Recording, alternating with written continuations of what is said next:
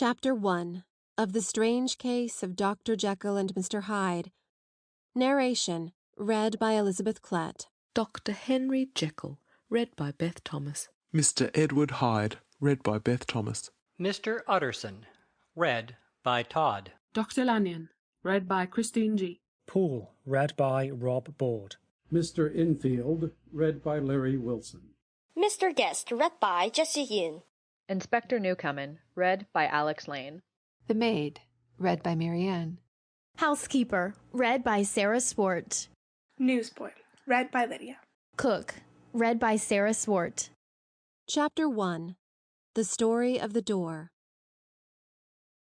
Mr. Utterson, the lawyer, was a man of a rugged countenance that was never lighted by a smile.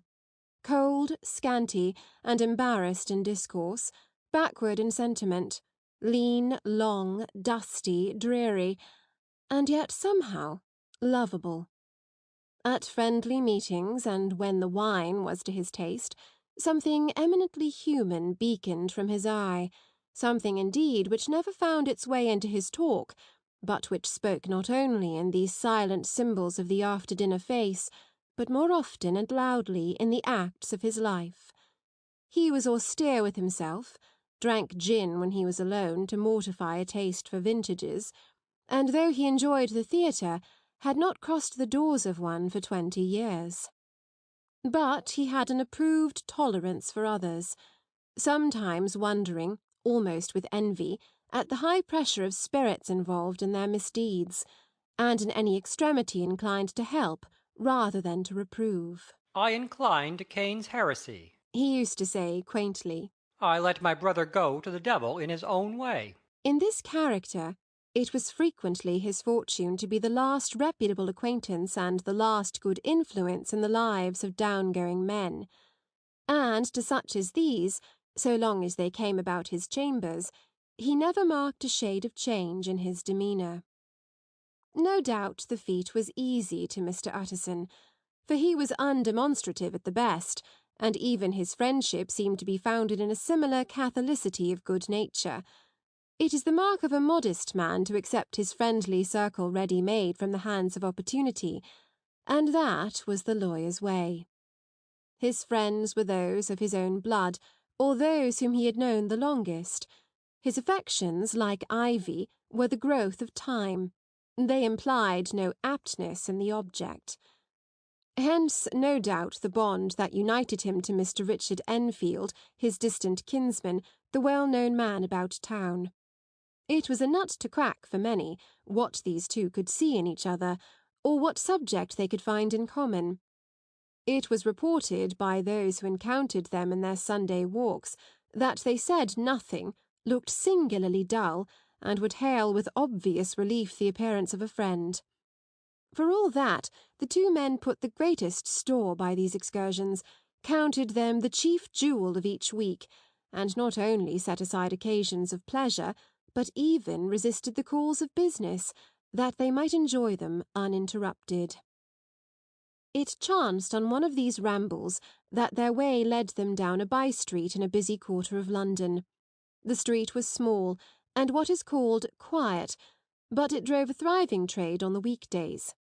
The inhabitants were all doing well, it seemed, and all emulously hoping to do better still, and laying out the surplus of their grains in coquetry, so that the shop-fronts stood along that thoroughfare with an air of invitation, like rows of smiling saleswomen. Even on Sunday, when it veiled its more florid charms and lay comparatively empty of passage, the street shone out in contrast to its dingy neighbourhood, like a fire in a forest, and with its freshly painted shutters, well-polished brasses, and general cleanliness and gaiety of note, instantly caught and pleased the eye of the passenger. 2 doors from one corner, on the left hand going east, the line was broken by the entry of a court, and just at that point a certain sinister block of building thrust forward its gable on the street. It was 2 stories high, showed no window, nothing but a door on the lower story and a blind forehead of discoloured wall on the upper, and bore in every feature the marks of prolonged and sordid negligence. The door, which was equipped with neither bell nor knocker, was blistered and distained. Tramps slouched into the recess and struck matches on the panels. Children kept shop upon the steps. The schoolboy had tried his knife on the mouldings, and, for close on a generation, no one had appeared to drive away these random visitors or to repair their ravages. Mr. Enfield and the lawyer were on the other side of the by-street, but when they came abreast of the entry, the former lifted up his cane and pointed. "Did you ever remark that door?" he asked, and when his companion had replied in the affirmative, "It is connected in my mind," added he, "with a very odd story." Indeed. Said Mr. Utterson, with a slight change of voice. And what was that? "Well, it was this way," returned Mr. Enfield. "I was coming home from some place at the end of the world about 3 o'clock of a black winter morning, and my way lay through a part of town where there was literally nothing to be seen but lamps. Street after street, and all the folks asleep. Street after street, all lighted up as if for a procession, and all as empty as a church, till at last I got into that state of mind when a man listens and listens and begins to long for a sight of a policeman. All at once I saw two figures. One a little man who was stumping along eastward at a good walk, and the other a girl of maybe 8 or 10, who was running as hard as she was able down a cross street. Well, sir, the two ran into one another, naturally enough, at the corner, and then came the horrible part of the thing, for the man trampled calmly over the child's body and left her screaming on the ground. It sounds nothing to hear, but it was hellish to see. It wasn't like a man. It was like some damned juggernaut. I gave a few halloa, took to my heels, collared my gentleman, and brought him back to where there was already quite a group about the screaming child. He was perfectly cool, and made no resistance, but gave me one look, so ugly that it brought out the sweat on me like running. The people who had turned out were the girl's own family, and pretty soon the doctor for whom she had been sent put in his appearance. Well, the child was not much the worse, more frightened according to the sawbones, and there you might have supposed would be an end to it. But there was one curious circumstance. I had taken a loathing to my gentleman at first sight.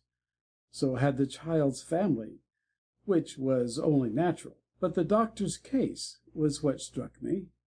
He was the usual cut and dry apothecary, of no particular age and colour, with a strong Edinburgh accent, and about as emotional as a bagpipe. Well, sir, he was like the rest of us. Every time he looked at my prisoner, I saw that Sawbones turned sick and white with desire to kill him. I knew what was in his mind, just as he knew what was in mine, and killing was out of the question. We did the next best. We told the man we could and would make such a scandal out of this as should make his name stink from one end of London to the other. If he had any friends or any credit, we undertook that he should lose them. And all the time, as we were pitching it in red hot, we were keeping the women off him as best we could, for they were as wild as harpies. I never saw a circle of such hateful faces. And there was the man in the middle, with a kind of black sneering coolness, frightened too, I could see that, but carrying it off, sir, really like Satan. "If you choose to make capital out of this accident," said he, "I am naturally helpless. No gentleman but wishes to avoid a scene," says he. "Name your figure." Well, we screwed him up to £100 for the child's family. He would have clearly liked to stick it out, but there was something about the lot of us that meant mischief, and at last he struck. The next thing was to get the money, and where do you think he carried us but to that place with the door? Whipped out a key, went in, and presently came back with the matter of £10 in gold, and a cheque for the balance on Coutts, drawn payable to bearer and signed with a name that I can't mention, though it's one of the points of my story, but it was a name at least very well known and often printed. The figure was stiff, but the signature was good for more than that if it was only genuine. I took the liberty of pointing out to my gentleman that the whole business looked apocryphal, and that a man does not, in real life, walk into a cellar door at 4 in the morning and come out with another man's cheque for close upon £100. But he was quite easy in sneering. Set your mind at rest, says he. I will stay with you till the bank's open and cash the cheque myself. So we all set off, the doctor and the child's father, and our friend and myself, and passed the rest of the night in my chambers, and next day, when we had breakfasted, went in a body to the bank. I gave in the cheque myself, and said I had every reason to believe that it was a forgery. Not a bit of it. The cheque was genuine. Tut, tut, said Mr. Utterson. I see you feel as I do, said Mr. Enfield. Yes, it's a bad story. For my man was a fellow that nobody could have to do with, a really damnable man, and the person that drew the cheque is the very pink of the proprieties. Celebrated, too, and, what makes it worse, one of your fellows who do what they call good. Blackmail, I suppose. An honest man paying through the nose for some of the capers of his youth. Blackmail House is what I call the place with the door, in consequence, though even that, you know, is far from explaining all, he added, and with the words fell into a vein of musing. From this he was recalled by Mr. Utterson asking rather suddenly, And you don't know if the drawer of the cheque lives there? A likely place, isn't it? returned Mr. Enfield. But I happen to have noticed his address. He lives in some square or other. And you never asked about the place with the door? said Mr. Utterson. No, sir. I had a delicacy, was the reply. I feel very strongly about putting questions. It partakes too much of the style of the Day of Judgment. You start a question, and it's like starting a stone. You sit quietly on the top of the hill, and away the stone goes, starting others, and presently some bland old bird, the last you would have thought of, is knocked on the head in his own back garden, and the family have to change their name. No, sir, I make it a rule of mine. The more it looks like Queer Street, the less I ask. A very good rule, too, said the lawyer. But I have studied the place for myself, continued Mr. Enfield. It seems scarcely a house. There is no other door, and nobody goes in or out of it but once in a great while, the gentleman of my adventure. There are 3 windows looking on the court on the first floor, none below. The windows are always shut, but they are clean. And then there is a chimney which is generally smoking, so somebody must live there. And yet it's not so sure, for the buildings are so packed together about the court that it's hard to say where one ends and another begins. The pair walked on again for a while in silence, and then, Enfield, said Mr. Utterson. That's a good rule of yours. Yes, I think it is, returned Enfield. But for all that, continued the lawyer, there's one point I want to ask. I want to ask the name of that man who walked over the child. Well, said Mr. Enfield, I can't see what harm it would do. It was a man of the name of Hyde. said Mr. Utterson. What sort of a man is he to see? He is not easy to describe. There's something wrong with his appearance, something displeasing, something downright detestable. I never saw a man I so disliked, and yet I scarce know why. He must be deformed somewhere. He gives a strong feeling of deformity, although I couldn't specify the point. He's an extraordinary looking man, and yet I really can name nothing out of the way. No, sir, I can make no hand of it. I can't describe him, and it's not want of memory, for I declare I can see him in this moment. Mr. Utterson again walked some way in silence, and obviously under a weight of consideration. You are sure he used a key? he inquired at last. My dear sir, began Enfield, surprised out of himself. Yes, I know, said Utterson. I know it must seem strange. The fact is, If I do not ask you the name of the other party, it is because I know it already. You see, Richard, your tale has gone home. If you have been inexact in any point, you had better correct it. I think you might have warned me. Returned the other, with a touch of sullenness. But I have been pedantically exact, as you call it. The fellow had a key, and what's more, he has it still. I saw him use it not a week ago. Mr. Utterson sighed deeply, but said never a word, and the young man presently resumed. Here is another lesson to say nothing, said he. I am ashamed of my long tongue. Let us make a bargain never to refer to this again. With all my heart, said the lawyer. I shake hands on that, Richard. End of chapter 1.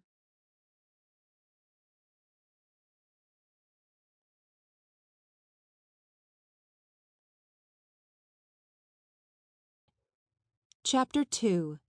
Search for Mr. Hyde. That evening, Mr. Utterson came home to his bachelor house in sombre spirits, and sat down to dinner without relish. It was his custom of a Sunday, when this meal was over, to sit close by the fire, a volume of some dry divinity on his reading desk, until the clock of the neighbouring church rang out the hour of 12, when he would go soberly and gratefully to bed. On this night, however, as soon as the cloth was taken away, he took up a candle and went into his business room. There he opened his safe, took from the most private part of it a document endorsed on the envelope as Dr. Jekyll's will, and sat down with a clouded brow to study its contents. The will was holograph, for Mr. Utterson, though he took charge of it now that it was made, had refused to lend the least assistance in the making of it. It provided not only that, in case of the decease of Henry Jekyll, M.D., D.C.L., L.L.D., F.R.S., etc., all his possessions were to pass into the hands of his friend and benefactor, Edward Hyde, but that in case of Dr. Jekyll's disappearance or unexplained absence for any period exceeding 3 calendar months, the said Edward Hyde should step into the said Henry Jekyll's shoes without further delay, and free from any burden or obligation beyond the payment of a few small sums to the members of the doctor's household. This document had long been the lawyer's eyesore. It offended him both as a lawyer and as a lover of the sane and customary sides of life, to whom the fanciful was the immodest. And hitherto it was his ignorance of Mr. Hyde that had swelled his indignation. Now, by a sudden turn, it was his knowledge. It was already bad enough when the name was but a name of which he could learn no more. It was worse when it began to be clothed upon with detestable attributes, and out of the shifting, insubstantial mists that had so long baffled his eye, there leaped up the sudden, definite presentment of a fiend. I thought it was madness, he said, as he replaced the obnoxious paper in the safe. And now I begin to fear it is disgrace. With that, he blew out his candle, put on a greatcoat, and set forth in the direction of Cavendish Square, that citadel of medicine, where his friend, the great Dr. Lanyon, had his house and received his crowding patients. If anyone knows, it will be Lanyon, he had thought. The solemn butler knew and welcomed him. He was subjected to no stage of delay, but ushered direct from the door to the dining-room, where Dr. Lanyon sat alone over his wine. This was a hearty, healthy, dapper, red-faced gentleman, with a shock of hair prematurely white, and a boisterous and decided manner. At sight of Mr. Utterson, he sprang up from his chair and welcomed him with both hands. The geniality, as was the way of the man, was somewhat theatrical to the eye, but it reposed on genuine feeling. For these two were old friends, old mates both at school and college, both thorough respecters of themselves and of each other, and what does not always follow, men who thoroughly enjoyed each other's company. After a little rambling talk, the lawyer led up to the subject which so disagreeably preoccupied his mind. I suppose, Lanyon, said he, You and I must be the two oldest friends that Henry Jekyll has. I wish the French were younger, chuckled Dr. Lanyon. but I suppose we are. And what of that? I see little of him now. Indeed? Said Utterson. I thought you had a bond of common interest. We had, was the reply. But it is more than 10 years since Henry Jekyll became too fanciful for me. He began to go wrong in mind, and though of course I continue to take an interest in him for old sake's sake, as they say, I see and have seen devilish little of the man. Such unscientific balderdash, added the doctor, flushing suddenly purple. Would have a strange Damon and Pythias. This little spirit of temper was somewhat of a relief to Mr. Utterson. They have only differed on some point of science, he thought, and being a man of no scientific passions, except in the matter of conveyancing, he even added, It is nothing worse than that. He gave his friend a few seconds to recover his composure, and then approached the question he had come to put. Did you ever come across a protégé of his, one Hyde? He asked. Hyde? Repeated Lanyon. No, never heard of him. Since my time. That was the amount of information that the lawyer carried back with him to the great dark bed on which he tossed to and fro until the small hours of the morning began to grow large. It was a night of little ease to his toiling mind, toiling in mere darkness and besieged by questions. 6 o'clock struck on the bells of the church that was so conveniently near to Mr. Utterson's dwelling, and still he was digging at the problem.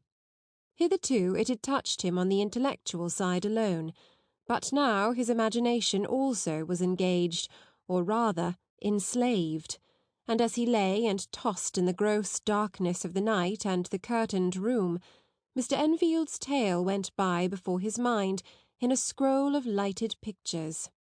He would be aware of the great field of lamps of a nocturnal city, then of the figure of a man walking swiftly, then of a child running from the doctor's, and then these met, and that human juggernaut trod the child down and passed on, regardless of her screams. Or else he would see a room in a rich house where his friend lay asleep, dreaming and smiling at his dreams. And then the door of that room would be opened, the curtains of the bed plucked apart, the sleeper recalled, and lo, there would stand by his side a figure to whom power was given, and even at that dread hour he must rise and do its bidding.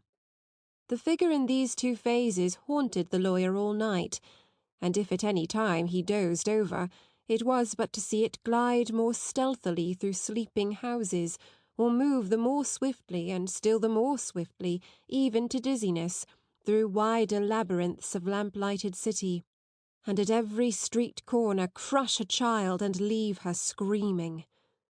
And still the figure had no face by which he might know it, even in his dreams. It had no face, or one that baffled him and melted before his eyes, and thus it was that there sprang up and grew apace in the lawyer's mind a singularly strong, almost an inordinate curiosity to behold the features of the real Mr. Hyde.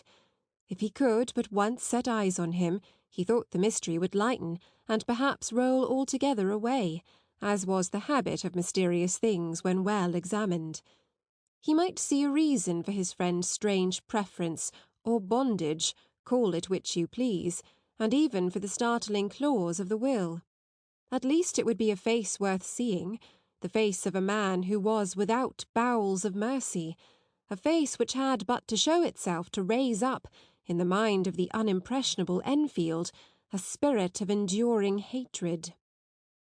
From that time forward, Mr. Utterson began to haunt the door in the by-street of shops, in the morning before office hours, at noon when business was plenty and time scarce, at night under the face of the fogged city moon, by all lights and at all hours of solitude or concourse, the lawyer was to be found on his chosen post. If he be Mr. Hyde, he had thought, I shall be Mr. Seek. And at last his patience was rewarded.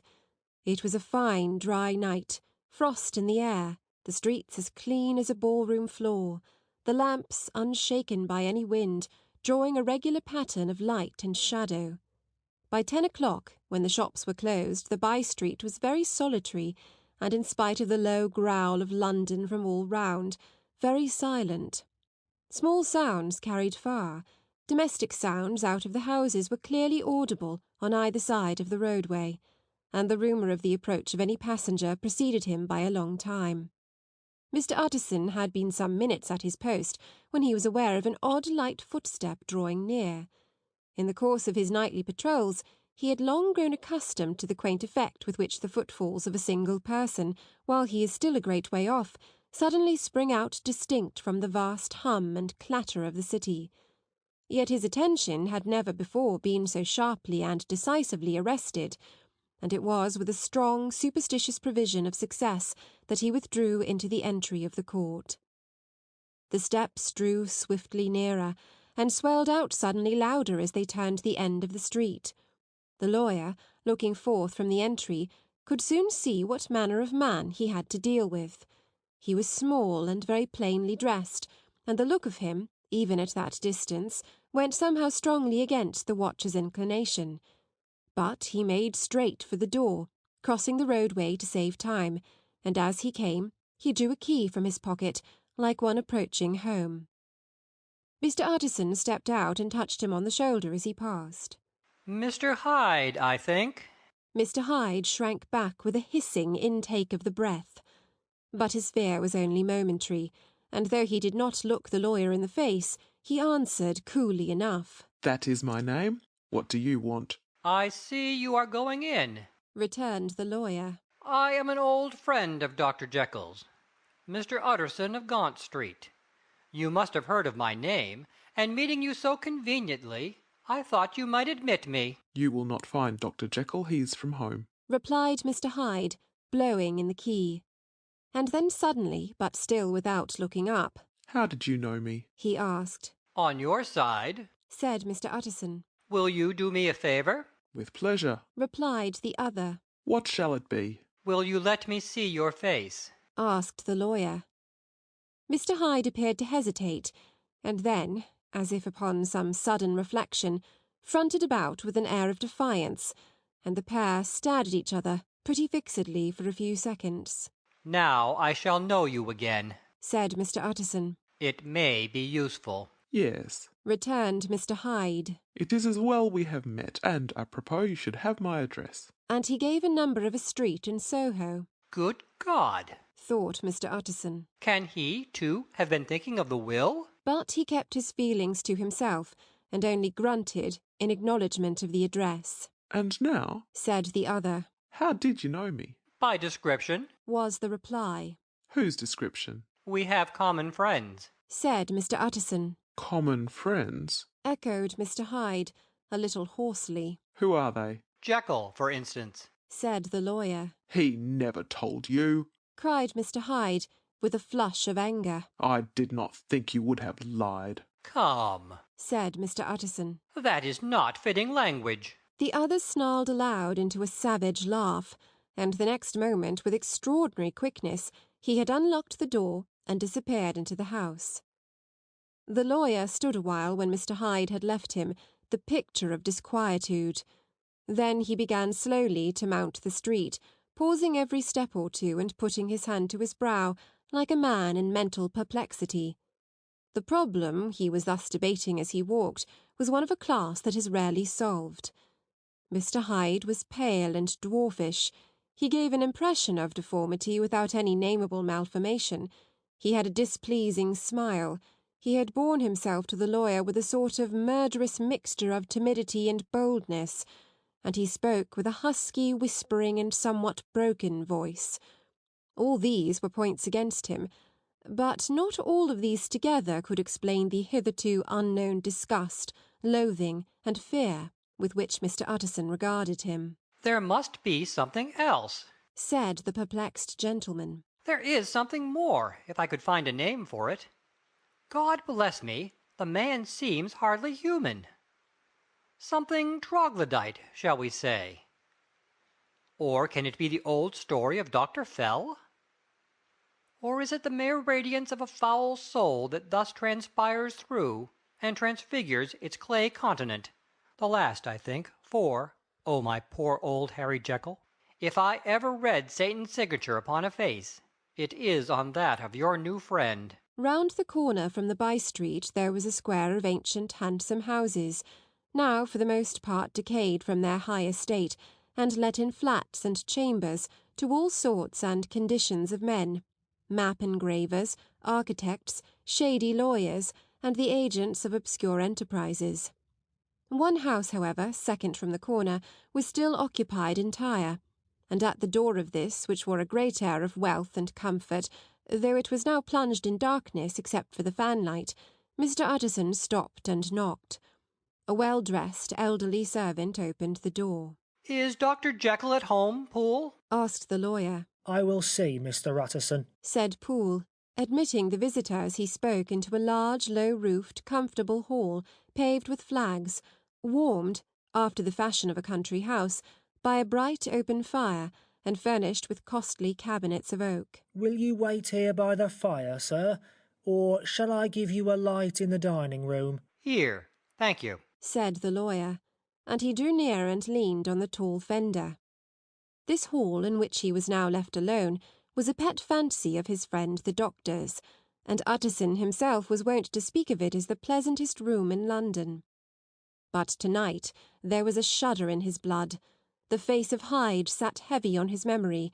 He felt, what was rare with him, a nausea and distaste of life, and in the gloom of his spirits he seemed to read a menace in the flickering of the firelight on the polished cabinets and the uneasy starting of the shadow on the roof.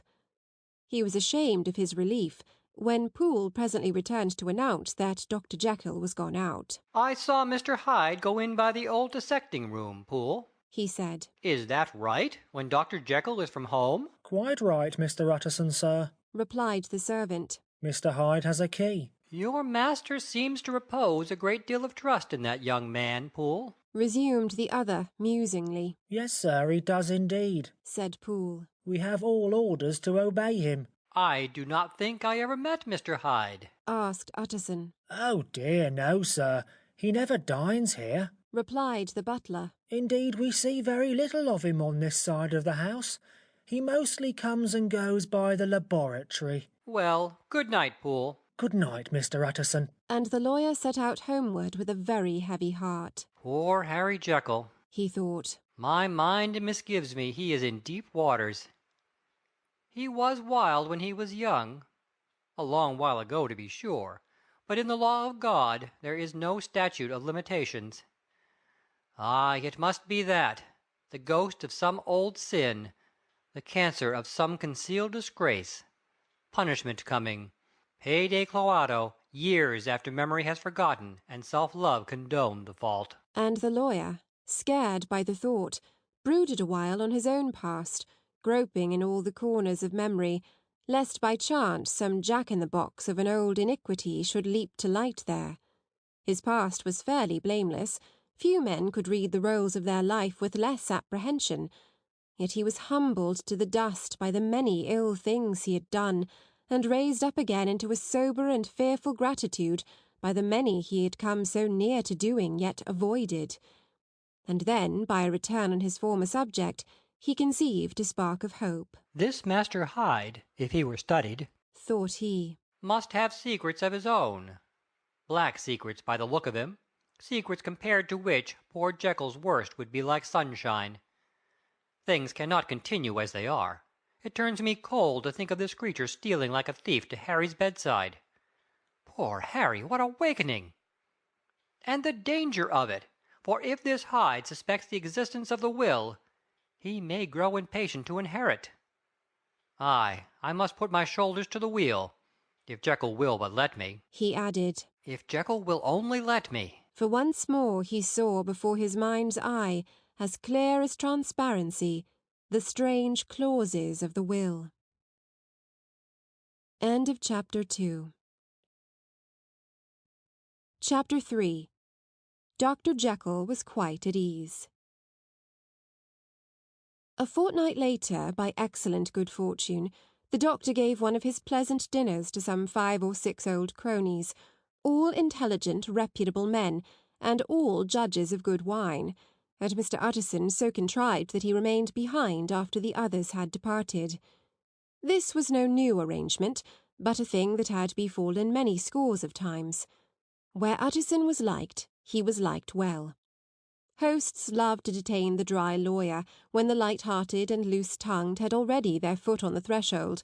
They liked to sit a while in his unobtrusive company, practising for solitude, sobering their minds in the man's rich silence after the expense and strain of gaiety. To this rule Dr. Jekyll was no exception, and as he now sat on the opposite side of the fire, a large, well-made, smooth-faced man of 50, with something of a stylish cast perhaps, but every mark of capacity and kindness, you could see by his looks that he cherished for Mr. Utterson a sincere and warm affection. "I have been wanting to speak to you, Jekyll," began the latter. "You know that will of yours?" A close observer might have gathered that the topic was distasteful, but the doctor carried it off gaily. "My poor Utterson," said he, "you are unfortunate in such a client. I never saw a man so distressed as you were by my will, unless it were that hide-bound pedant, Lanyon, at what he called my scientific heresies. Oh, I know he's a good fellow, you needn't frown, an excellent fellow, and I always mean to see more of him, but a hide-bound pedant for all that. An ignorant, blatant pedant. I was never more disappointed in any man than Lanyon." "You know I never approved of it," pursued Utterson, ruthlessly disregarding the fresh topic. "My will?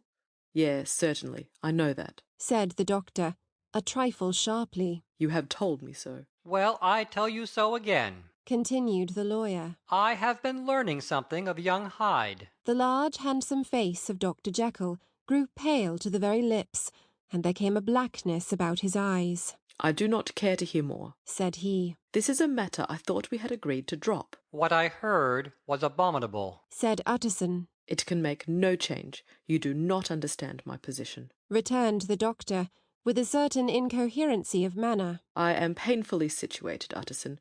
My position is a very strange one. It is one of those affairs that cannot be mended by talking." "Jekyll," said Utterson, "you know me. I am a man to be trusted.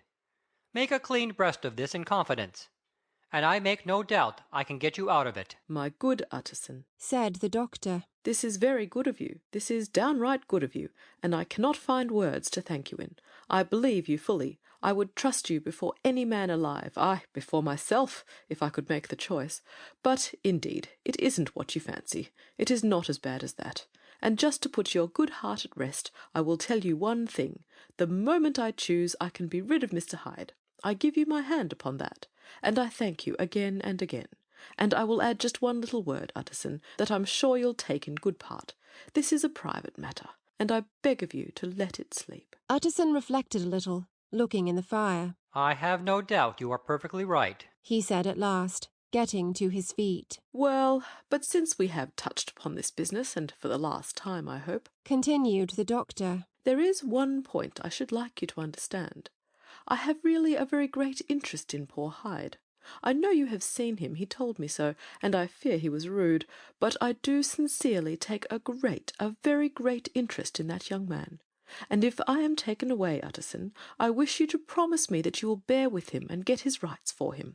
I think you would if you knew all, and it would be a weight off my mind if you would promise." "I can't pretend that I shall ever like him," said the lawyer. "I don't ask that," pleaded Jekyll, laying his hand upon the other's arm. "I only ask for justice. I only ask you to help him, for my sake, when I am no longer here." Utterson heaved an irrepressible sigh. "Well," said he, "I promise." End of chapter 3. Chapter 4. The Carew Murder Case. Nearly a year later, in the month of October, 18 , London was startled by a crime of singular ferocity, and rendered all the more notable by the high position of the victim. The details were few and startling. A maid-servant living alone in a house not far from the river had gone upstairs to bed about 11. Although a fog rolled over the city in the small hours, the early part of the night was cloudless, and the lane, which the maid's window overlooked, was brilliantly lit by the full moon. It seems she was romantically given, for she sat down upon her box, which stood immediately under the window, and fell into a dream of musing. Never, she used to say with streaming tears when she narrated that experience. Never had she felt more at peace with all men, or thought more kindly of the world. And as she so sat she became aware of an aged, beautiful gentleman with white hair drawing near along the lane, and advancing to meet him, another very small gentleman, to whom at first she paid less attention. When they had come within speech, which was just under the maid's eyes, the older man bowed and accosted the other with a very pretty manner of politeness. It did not seem as if the subject of his address were of great importance. Indeed, from his pointing, it sometimes appeared as if he were only inquiring his way. But the moon shone on his face as he spoke, and the girl was pleased to watch it. It seemed to breathe such an innocent and old-world kindness of disposition, yet with something high, too, as of a well-founded self-content. Presently her eye wandered to the other, and she was surprised to recognize in him a certain Mr. Hyde, who had once visited her master, and for whom she had conceived a dislike. He had in his hand a heavy cane, with which he was trifling, but he answered never a word, and seemed to listen with an ill-contained impatience. And then all of a sudden he broke out in a great flame of anger, stamping with his foot, brandishing the cane, and carrying on, as the maid described it, like a madman. The old gentleman took a step back, with the air of one very much surprised and a trifle hurt, and at that Mr. Hyde broke out of all bounds, and clubbed him to the earth. And next moment, with ape-like fury, he was trampling his victim under foot, and hailing down a storm of blows, under which the bones were audibly shattered, and the body jumped upon the roadway. At the horror of these sights and sounds, the maid fainted. It was 2:00 when she came to herself and called for the police. The murderer was gone long ago, but there lay his victim in the middle of the lane, incredibly mangled. The stick with which the deed had been done, although it was of some rare and very tough and heavy wood, had broken in the middle under the stress of this insensate cruelty, and one splintered half had rolled in the neighbouring gutter. The other, without doubt, had been carried away by the murderer. A purse and gold watch were found upon the victim, but no cards or papers, except a sealed and stamped envelope, which he had been probably carrying to the post, and which bore the name and address of Mr. Utterson. This was brought to the lawyer the next morning, before he was out of bed, and he had no sooner seen it and been told the circumstances than he shot out a solemn lip. I shall say nothing till I have seen the body, said he. This may be very serious. Have the kindness to wait while I dress. And with the same grave countenance he hurried through his breakfast and drove to the police station, whither the body had been carried. As soon as he came into the cell, he nodded. Yes, said he. I recognize him. I am sorry to say that this is Sir Danvers Carew. Good God, sir, exclaimed the officer. Is it possible? And the next moment his eye lighted up with professional ambition. This will make a deal of noise, he said. And perhaps you can help us to the man. And he briefly narrated what the maid had seen, and showed the broken stick. Mr. Utterson had already quailed at the name of Hyde, but when the stick was laid before him, he could doubt no longer. Broken and battered as it was, he recognized it for one that he had himself presented many years before to Henry Jekyll. Is this Mr. Hyde a person of small stature? He inquired. Particularly small and particularly wicked-looking is what the maid calls him, said the officer. Mr. Utterson reflected, and then, raising his head, If you will come with me in my cab, he said, I think I can take you to his house. It was by this time about 9 in the morning, and the first fog of the season. A great chocolate-coloured pall lowered over heaven, but the wind was continually charging and routing these embattled vapours, so that as the cab crawled from street to street, Mr. Utterson beheld a marvellous number of degrees and hues of twilight, for here it would be dark like the back end of evening, and there would be a glow of rich lurid brown, like the light of some strange conflagration, and here, for a moment, the fog would be quite broken up, and a haggard shaft of daylight would glance in between the swirling wreaths. The dismal quarter of Soho seen under these changing glimpses, with its muddy ways and slatternly passengers, and its lamps, which had never been extinguished or had been kindled afresh to combat this mournful re-invasion of darkness, seemed, in the lawyer's eyes, like a district of some city in a nightmare. The thoughts of his mind, besides, were of the gloomiest dye, and when he glanced at the companion of his drive, he was conscious of some touch of that terror of the law and the law's officers which may at times assail the most honest.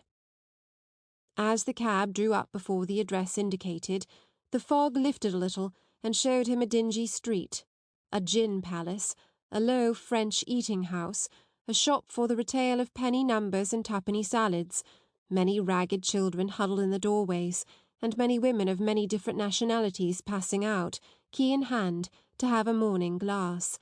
And the next moment the fog settled down again upon that part, as brown as umber, and cut him off from his blackguardly surroundings. This was the home of Henry Jekyll's favourite, of a man who was heir to 250,000 sterling. An ivory-faced and silvery-haired old woman opened the door. She had an evil face, smoothed by hypocrisy, but her manners were excellent. Yes, she said. This was Mr. Hyde's, but he was not at home. He had been in that night very late, but he had gone away again in less than an hour. There was nothing strange in that. His habits were very irregular, and he was often absent. For instance, it was nearly 2 months since she had seen him, till yesterday.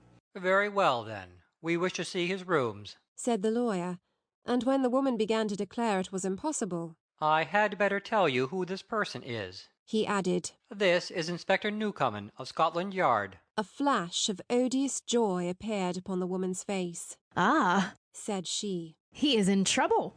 What has he done? Mr. Utterson and the inspector exchanged glances. You don't seem a very popular character, observed the latter. And now, my good woman, just let me and this gentleman have a look about us. In the whole extent of the house, which but for the old woman remained otherwise empty, Mr. Hyde had only used a couple of rooms, but these were furnished with luxury and good taste. A closet was filled with wine, the plate was of silver, the napery elegant, a good picture hung upon the walls, a gift, as Utterson supposed, from Henry Jekyll, who was much of a connoisseur. And the carpets were of many plies and agreeable in colour. At this moment, however, the rooms bore every mark of having been recently and hurriedly ransacked. Clothes lay about the floor with their pockets inside out, lock-fast drawers stood open, and on the hearth there lay a pile of grey ashes, as though many papers had been burned. From these embers the inspector disinterred the butt-end of a green cheque-book, which had resisted the action of the fire. The other half of the stick was found behind the door, and as this clinched his suspicions, the officer declared himself delighted. A visit to the bank, where several £1,000s were found to be lying to the murderer's credit, completed his gratification. You may depend on it, sir, he told Mr. Utterson. I have him in my hand. He must have lost his head, or he never would have left the stick, or, above all, burned the cheque-book. Why, money's life to the man. We have nothing to do but wait for him at the bank and get out the handbills. This last, however, was not so easy of accomplishment, for Mr. Hyde had numbered few familiars. Even the master of the servant-maid had only seen him twice. His family could nowhere be traced, he had never been photographed, and the few who could describe him differed widely, as common observers will. Only on one point were they agreed, and that was the haunting sense of unexpressed deformity with which the fugitive impressed his beholders. End of Chapter 4. Chapter 5. Incident of the Letter. It was late in the afternoon when Mr. Utterson found his way to Dr. Jekyll's door, where he was at once admitted by Poole, and carried down by the kitchen offices and across a yard, which had once been a garden, to the building which was indifferently known as the laboratory or dissecting rooms. The doctor had bought the house from the heirs of a celebrated surgeon, and his own tastes being rather chemical than anatomical, had changed the destination of the block at the bottom of the garden. It was the first time that the lawyer had been received in that part of his friend's quarters, and he eyed the dingy, windowless structure with curiosity, and gazed round with a distasteful sense of strangeness as he crossed the theatre, once crowded with eager students, and now lying gaunt and silent, the tables laden with chemical apparatus, the floor strewn with crates and littered with packing straw, and the light falling dimly through the foggy cupola. At the further end a flight of stairs mounted to a door covered with red baize, and through this Mr. Utterson was at last received into the doctor's cabinet. It was a large room fitted round with glass presses, furnished, among other things, with a cheval-glass and a business table, and looking out upon the court by 3 dusty windows barred with iron. The fire burned in the grate, a lamp was set lighted on the chimney-shelf, for even in the houses the fog began to lie thickly, and there, close up to the warmth, sat Dr. Jekyll, looking deathly sick. He did not rise to meet his visitor, but held out a cold hand, and bade him welcome, in a changed voice. "And now," said Mr. Utterson, as soon as Poole had left them, "you have heard the news?" The doctor shuddered. They were crying it in the square, he said. I heard them in my dining-room. "One word," said the lawyer. "Carew was my client, but so are you, and I want to know what I am doing. You have not been mad enough to hide this fellow?" Utterson, I swear to God, cried the doctor. I swear to God I will never set eyes on him again. I bind my honour to you that I am done with him in this world. It is all at an end. And indeed he does not want my help. You do not know him as I do. He is safe. He is quite safe, mark my words. He will never more be heard of. The lawyer listened gloomily. He did not like his friend's feverish manner. "You seem pretty sure of him," said he. "and for your sake I hope you may be right. If it came to a trial, your name might appear." I am quite sure of him, replied Jekyll.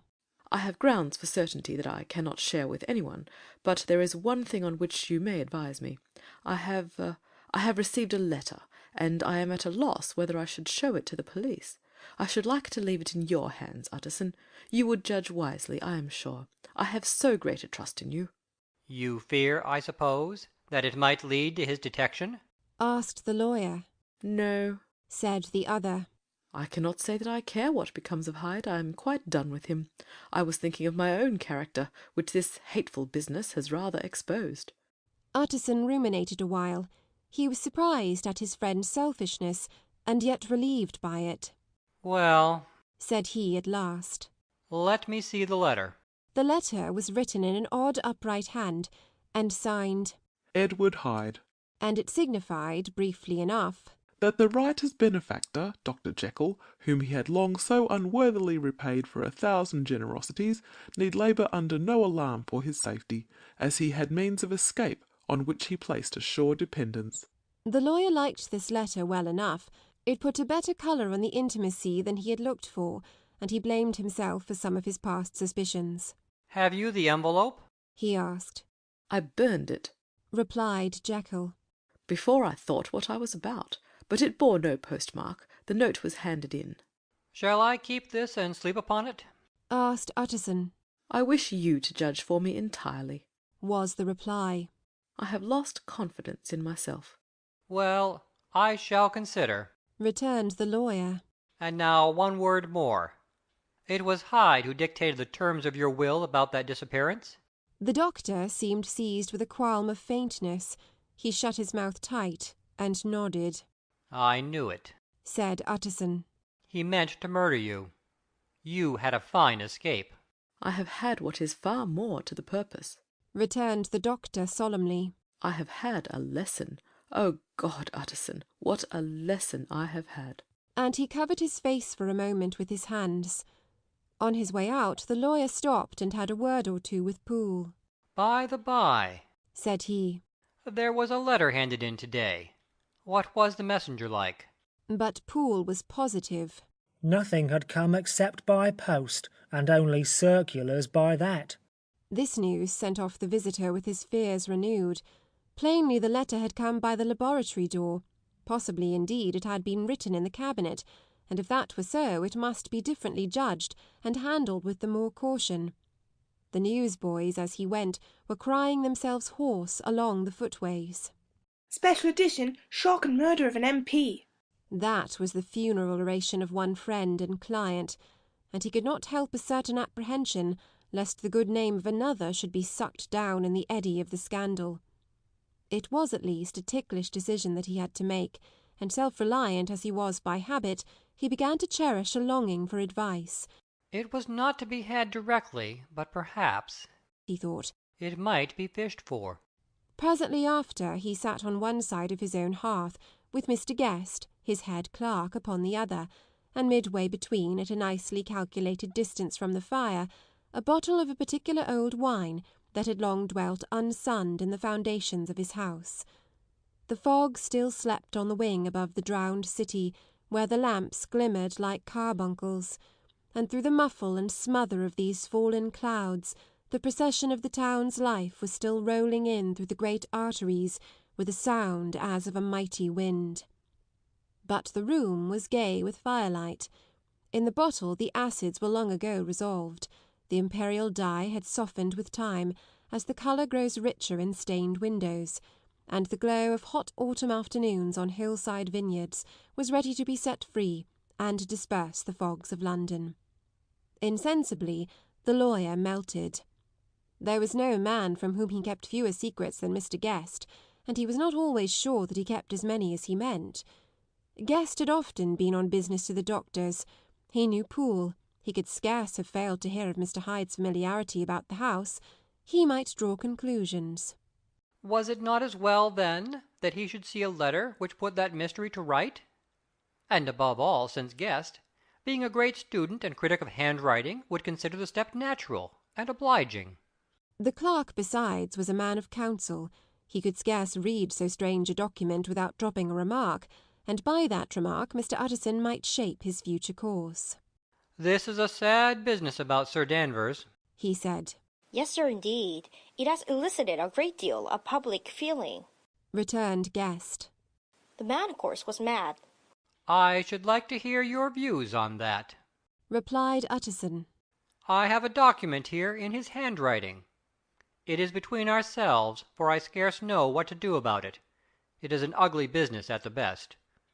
But there it is, quite in your way, a murderer's autograph. Guest's eyes brightened, and he sat down at once and studied it with passion. No, sir, he said. Not mad, but it is an odd hand. And by all accounts a very odd writer, added the lawyer. Just then the servant entered with a note. Is that from Dr. Jekyll, sir? inquired the clerk. I thought I knew the writing. Anything private, Mr. Utterson? Only an invitation to dinner. Why, do you want to see it? One moment. I thank you, sir. And the clerk laid the 2 sheets of paper alongside and sedulously compared their contents. Thank you, sir, he said at last, returning both. It's a very interesting autograph. There was a pause, during which Mr. Utterson struggled with himself. Why did you compare them, Guest? he inquired suddenly. Well, sir, returned the clerk. There's a rather singular resemblance. The 2 hands are in many points identical, only differently sloped. Rather quaint, said Utterson. It is, as you say, rather quaint, returned Guest. I wouldn't speak of this note, you know, said the master. No, sir, said the clerk. I understand. But no sooner was Mr. Utterson alone that night than he locked the note into his safe, where it reposed from that time forward. What? he thought. Henry Jekyll forged for a murderer? And his blood ran cold in his veins. End of chapter 5. Chapter 6. Incident of Dr. Lanyon. Time ran on. Thousands of pounds were offered in reward, for the death of Sir Danvers was resented as a public injury, but Mr. Hyde had disappeared out of the ken of the police, as though he had never existed. Much of his past was unearthed indeed, and all disreputable. Tales came out of the man's cruelty, at once so callous and violent, of his vile life, of his strange associates, of the hatred that seemed to have surrounded his career. But of his present whereabouts, not a whisper. From the time he had left the house in Soho on the morning of the murder, he was simply blotted out. And gradually, as time drew on, Mr. Utterson began to recover from the hotness of his alarm, and to grow more at quiet with himself. The death of Sir Danvers was, to his way of thinking, more than paid for by the disappearance of Mr. Hyde. Now that that evil influence had been withdrawn, a new life began for Dr. Jekyll. He came out of his seclusion, renewed relations with his friends, became once more their familiar guest and entertainer, and whilst he had always been known for charities, he was now no less distinguished for religion. He was busy, he was much in the open air, he did good, his face seemed to open and brighten, as if with an inward consciousness of service, and for more than 2 months the doctor was at peace. On the 8th of January Utterson had dined at the doctor's with a small party. Lanyon had been there, and the face of the host had looked from one to the other as in the old days when the trio were inseparable friends. On the 12th, and again on the 14th, the door was shut against the lawyer. The doctor was confined to the house, Poole said, and saw no one. On the 15th he tried again, and was again refused, and having now been used for the last 2 months to see his friend almost daily, he found this return of solitude to weigh upon his spirits. The 5th night he had in guests to dine with him, and the 6th he betook himself to Dr. Lanyon's. There at least he was not denied admittance, but when he came in he was shocked at the change which had taken place in the doctor's appearance. He had his death warrant written legibly upon his face. The rosy man had grown pale, his flesh had fallen away, he was visibly balder and older, and yet it was not so much these tokens of a swift physical decay that arrested the lawyer's notice, as a look in the eye and quality of manner that seemed to testify to some deep-seated terror of the mind. It was unlikely that the doctor should fear death, and yet that was what Utterson was tempted to suspect. Yes, he thought. He is a doctor. He must know his own state, and that his days are counted. And the knowledge is more than he can bear. And yet, when Utterson remarked on his ill looks, it was with an air of great firmness that Lanyon declared himself a doomed man. I have had a shock, he said, and I shall never recover. It is a question of weeks. Well, life has been pleasant. I liked it. Yes, sir, I used to like it. I sometimes think if we knew all, we should be more glad to get away. Jekyll is ill too, observed Utterson. Have you seen him? But Lanyon's face changed, and he held up a trembling hand. I wish to see or hear no more of Dr. Jekyll, he said in a loud, unsteady voice. I am quite done with that person, and I beg that you will spare me any allusion to one whom I regard as dead. Tut, tut, said Mr. Utterson, and then, after a considerable pause, Can't I do anything? he inquired. We are 3 very old friends, Lanyon. We shall not live to make others. Nothing can be done, returned Lanyon. Ask himself. He will not see me, said the lawyer. I am not surprised at that, was the reply. Some day, Utterson, after I am dead, you may perhaps come to learn the right and wrong of this. I cannot tell you, and in the meantime, if you can sit and talk with me of other things, for God's sakes, stay and do so. But if you cannot keep clear of this accursed topic, then in God's name go, for I cannot bear it. As soon as he got home, Utterson sat down and wrote to Jekyll, complaining of his exclusion from the house, and asking the cause of this unhappy break with Lanyon, and the next day brought him a long answer, often very pathetically worded, and sometimes darkly mysterious in drift. The quarrel with Lanyon was incurable. I do not blame our old friend, Jekyll wrote, but I share his view that we must never meet. I mean from henceforth to lead a life of extreme seclusion. You must not be surprised, nor must you doubt my friendship if my door is often shut even to you. You must suffer me to go my own dark way. I have brought on myself a punishment and a danger that I cannot name. If I am the chief of sinners, I am the chief of sufferers also. I could not think that this earth contained a place for sufferings and terrors so unmanning. And you can do but one thing, Utterson, to lighten this destiny, and that is to respect my silence. Utterson was amazed. The dark influence of Hyde had been withdrawn. The doctor had returned to his old tasks and amities. A week ago the prospect had smiled with every promise of a cheerful and an honoured age. And now, in a moment, friendship and peace of mind and the whole tenor of his life were wrecked. So great and unprepared a change pointed to madness. But in view of Lanyon's manner and words, there must lie for it some deeper ground. A week afterwards Dr. Lanyon took to his bed, and in something less than a fortnight he was dead.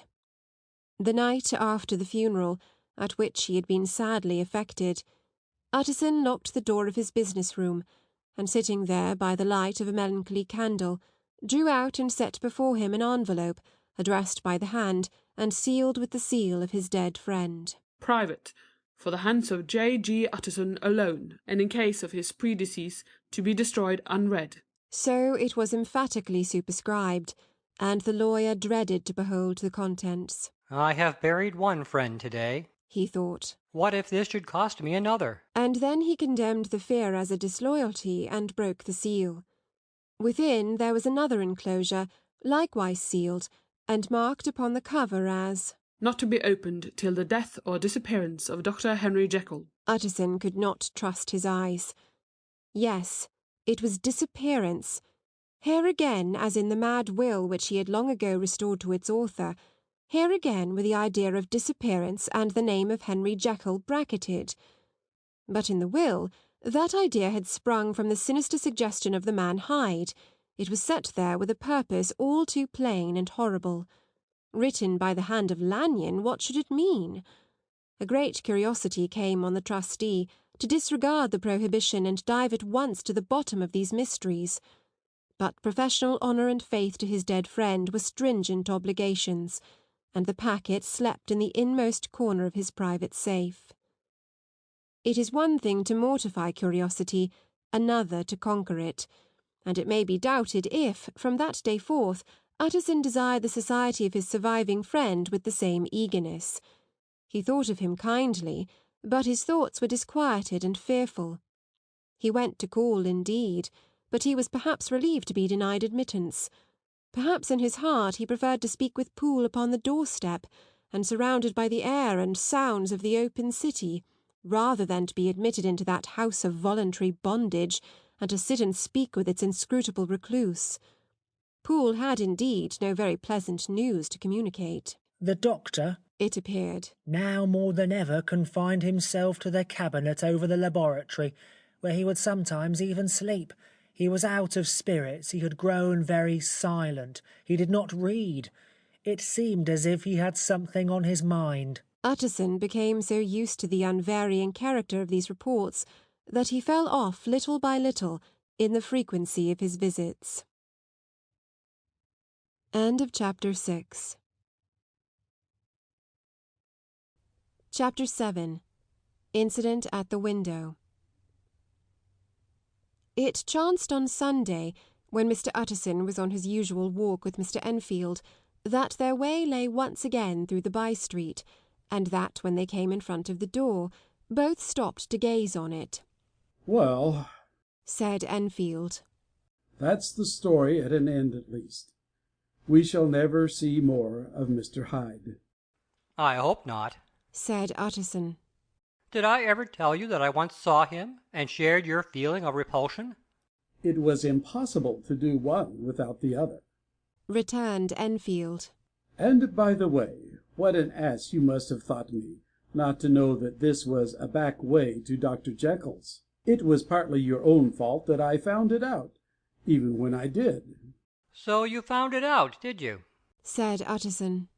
But if that be so, we may step into the court and take a look at the windows. To tell you the truth, I am uneasy about poor Jekyll, and even outside I feel as if the presence of a friend might do him good. The court was very cool and a little damp, and full of premature twilight, although the sky, high up overhead, was still bright with sunset. The middle one of the 3 windows was half-way open, and sitting close beside it, taking the air with an infinite sadness of mien, like some disconsolate prisoner, Utterson saw Dr. Jekyll. "What, Jekyll!" he cried. "I trust you are better." "I am very low, Utterson." replied the doctor drearily. "Very low. It will not last long, thank God." "You stay too much indoors," said the lawyer. "You should be out, whipping up the circulation like Mr. Enfield and me. This is my cousin, Mr. Enfield, Dr. Jekyll. Come now, get your hat and take a quick turn with us." "You are very good," sighed the other. "I should like to very much, but no, it is quite impossible. I dare not. But indeed, Utterson, I am very glad to see you. This is really a great pleasure. I would ask you and Mr. Enfield up, but the place is really not fit." "Why, then," said the lawyer good-naturedly, "the best thing we can do is to stay down here and speak with you from where we are." "That is just what I was about to venture to propose," returned the doctor with a smile. But the words were hardly uttered before the smile was struck out of his face, and succeeded by an expression of such abject terror and despair as froze the very blood of the 2 gentlemen below. They saw it but for a glimpse, for the window was instantly thrust down, but that glimpse had been sufficient, and they turned and left the court without a word. In silence, too, they traversed the by-street, and it was not until they had come into a neighbouring thoroughfare, where even upon a Sunday there were still some stirrings of life, that Mr. Utterson at last turned and looked at his companion. They were both pale, and there was an answering horror in their eyes. "God forgive us! God forgive us!" said Mr. Utterson, but Mr. Enfield only nodded his head very seriously, and walked on once more in silence. End of Chapter 7. Chapter 8. The Last Night.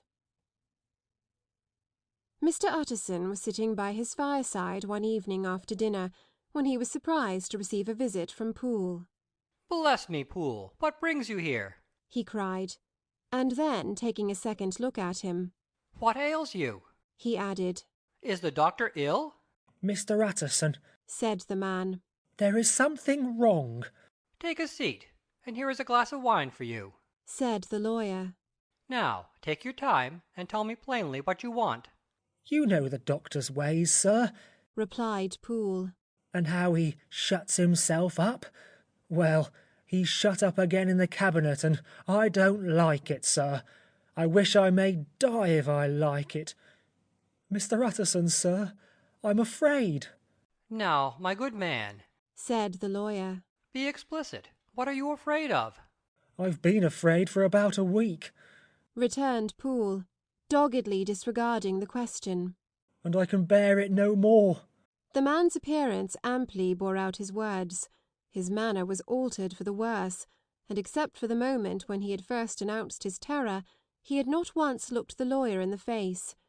Even now he sat with the glass of wine untasted on his knee, and his eyes directed to a corner of the floor. "I can bear it no more," he repeated. "Come," said the lawyer. "I see you have some good reason, Poole. I see there is something seriously amiss. Try to tell me what it is."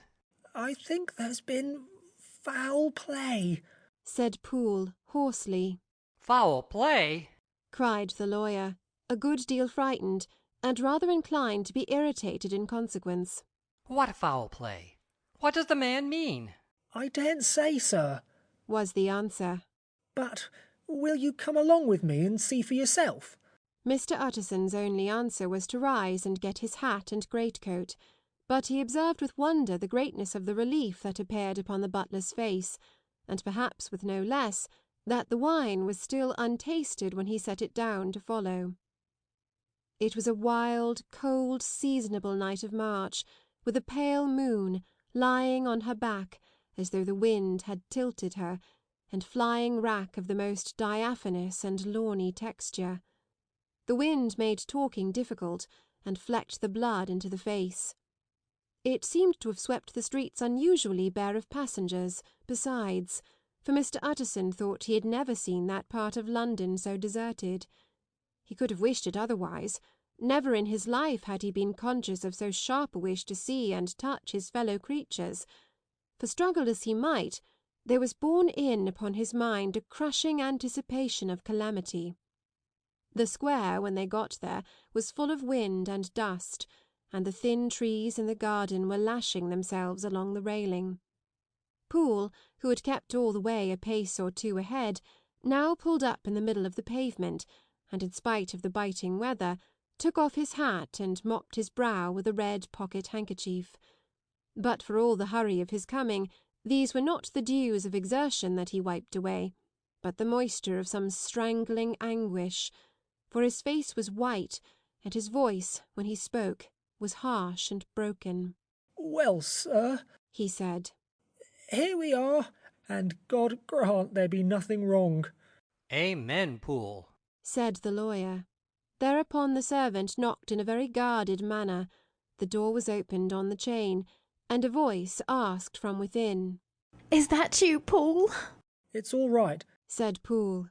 "Open the door." The hall, when they entered it, was brightly lighted up. The fire was built high, and about the hearth the whole of the servants, men and women, stood huddled together like a flock of sheep. At the sight of Mr. Utterson, the housemaid broke into hysterical whimpering, and the cook, crying out, "Bless God! It's Mr. Utterson," ran forward as if to take him in her arms. What? Are you all here? Said the lawyer peevishly. Very irregular, very unseemly. Your master would be far from pleased. "They're all afraid," said Poole. Blank silence followed, no one protesting. Only the maid lifted her voice, and now wept loudly.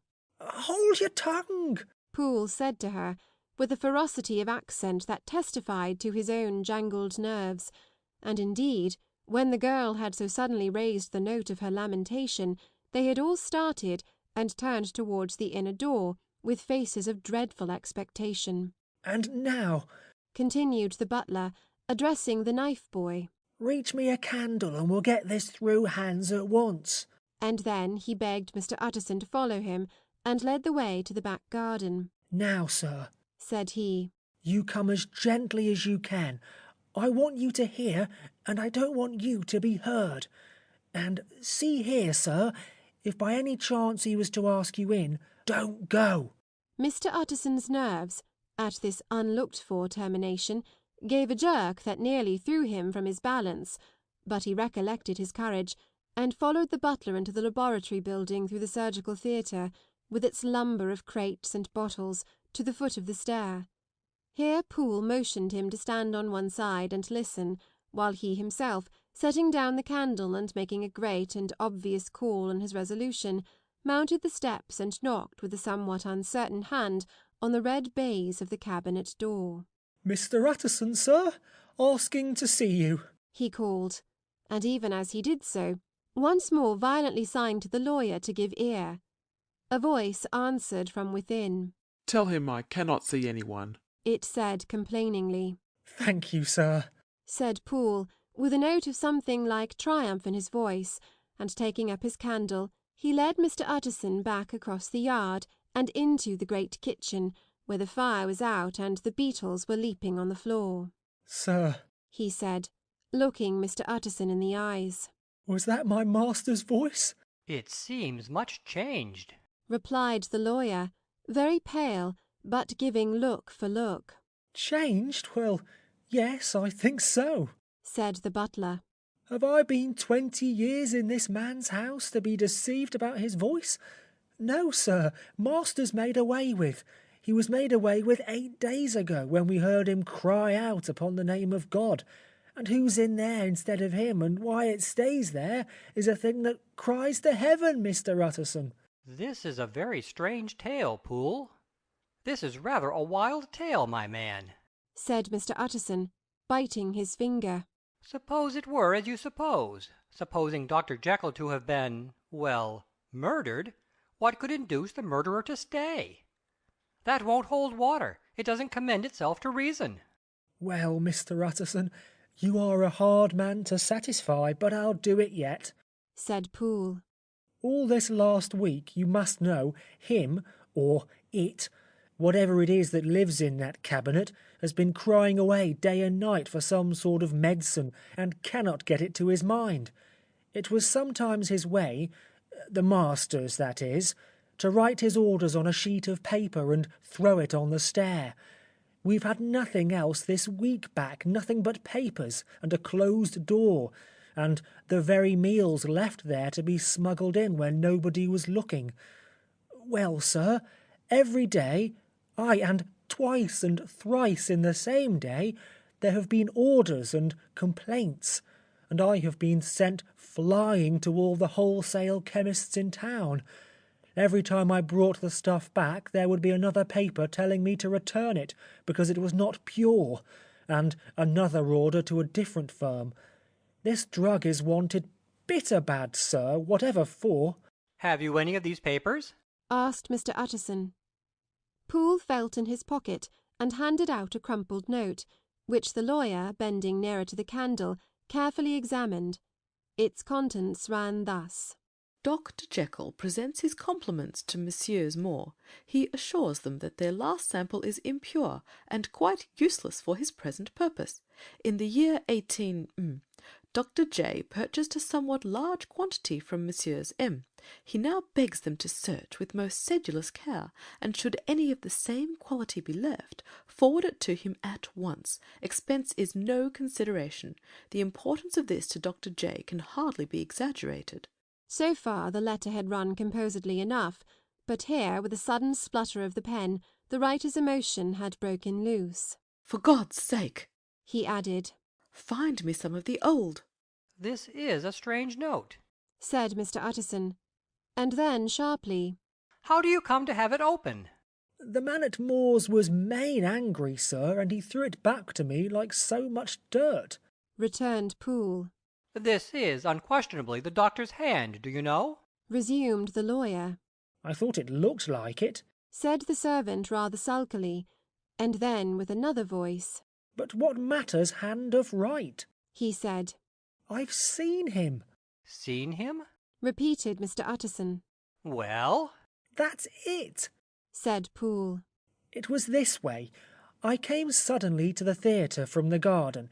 It seems he had slipped out to look for this drug or whatever it is, for the cabinet door was open, and there he was at the far end of the room, digging among the crates.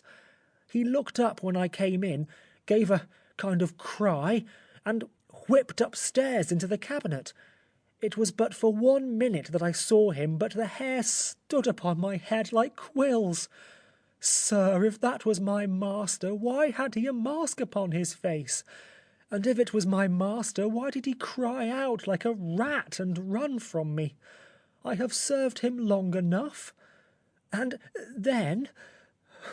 The man paused and passed his hand over his face. These are all very strange circumstances, said Mr. Utterson.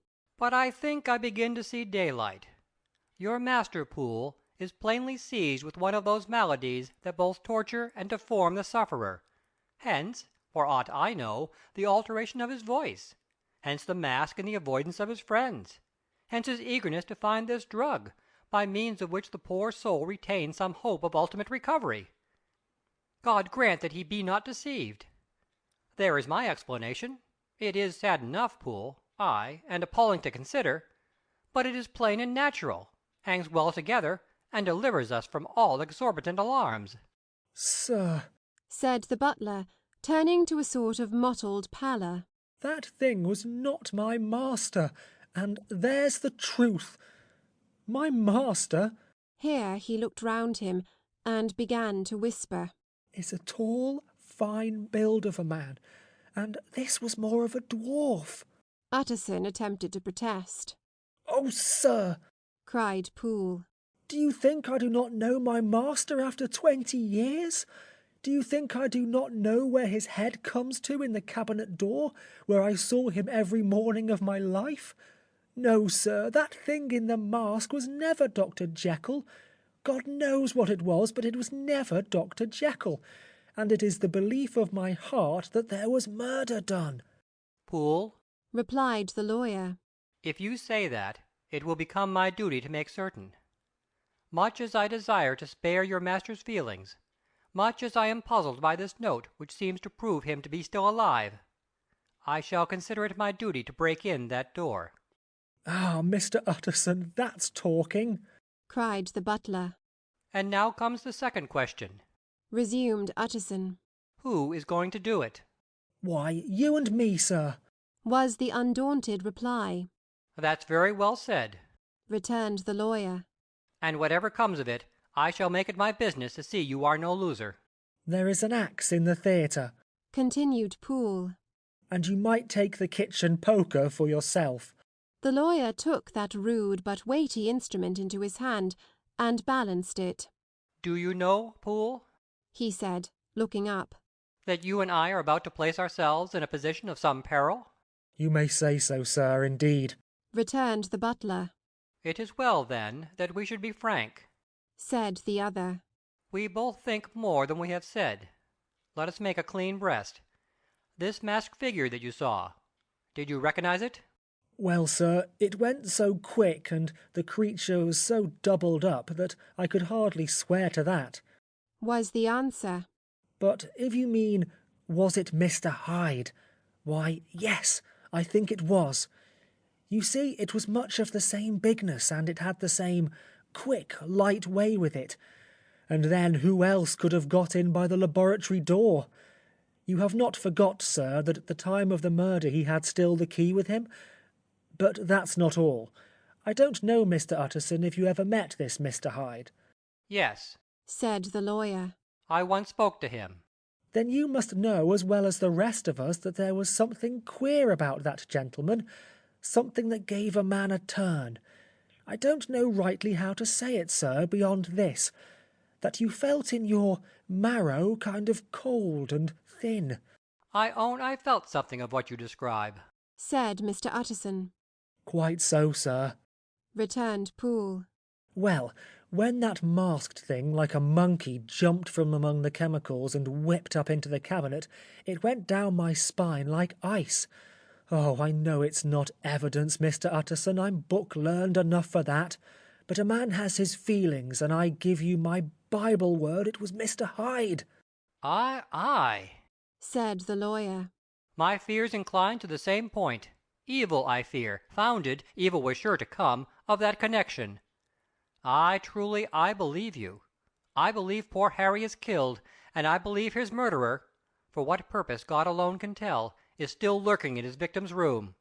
Well, let our name be Vengeance. Call Bradshaw.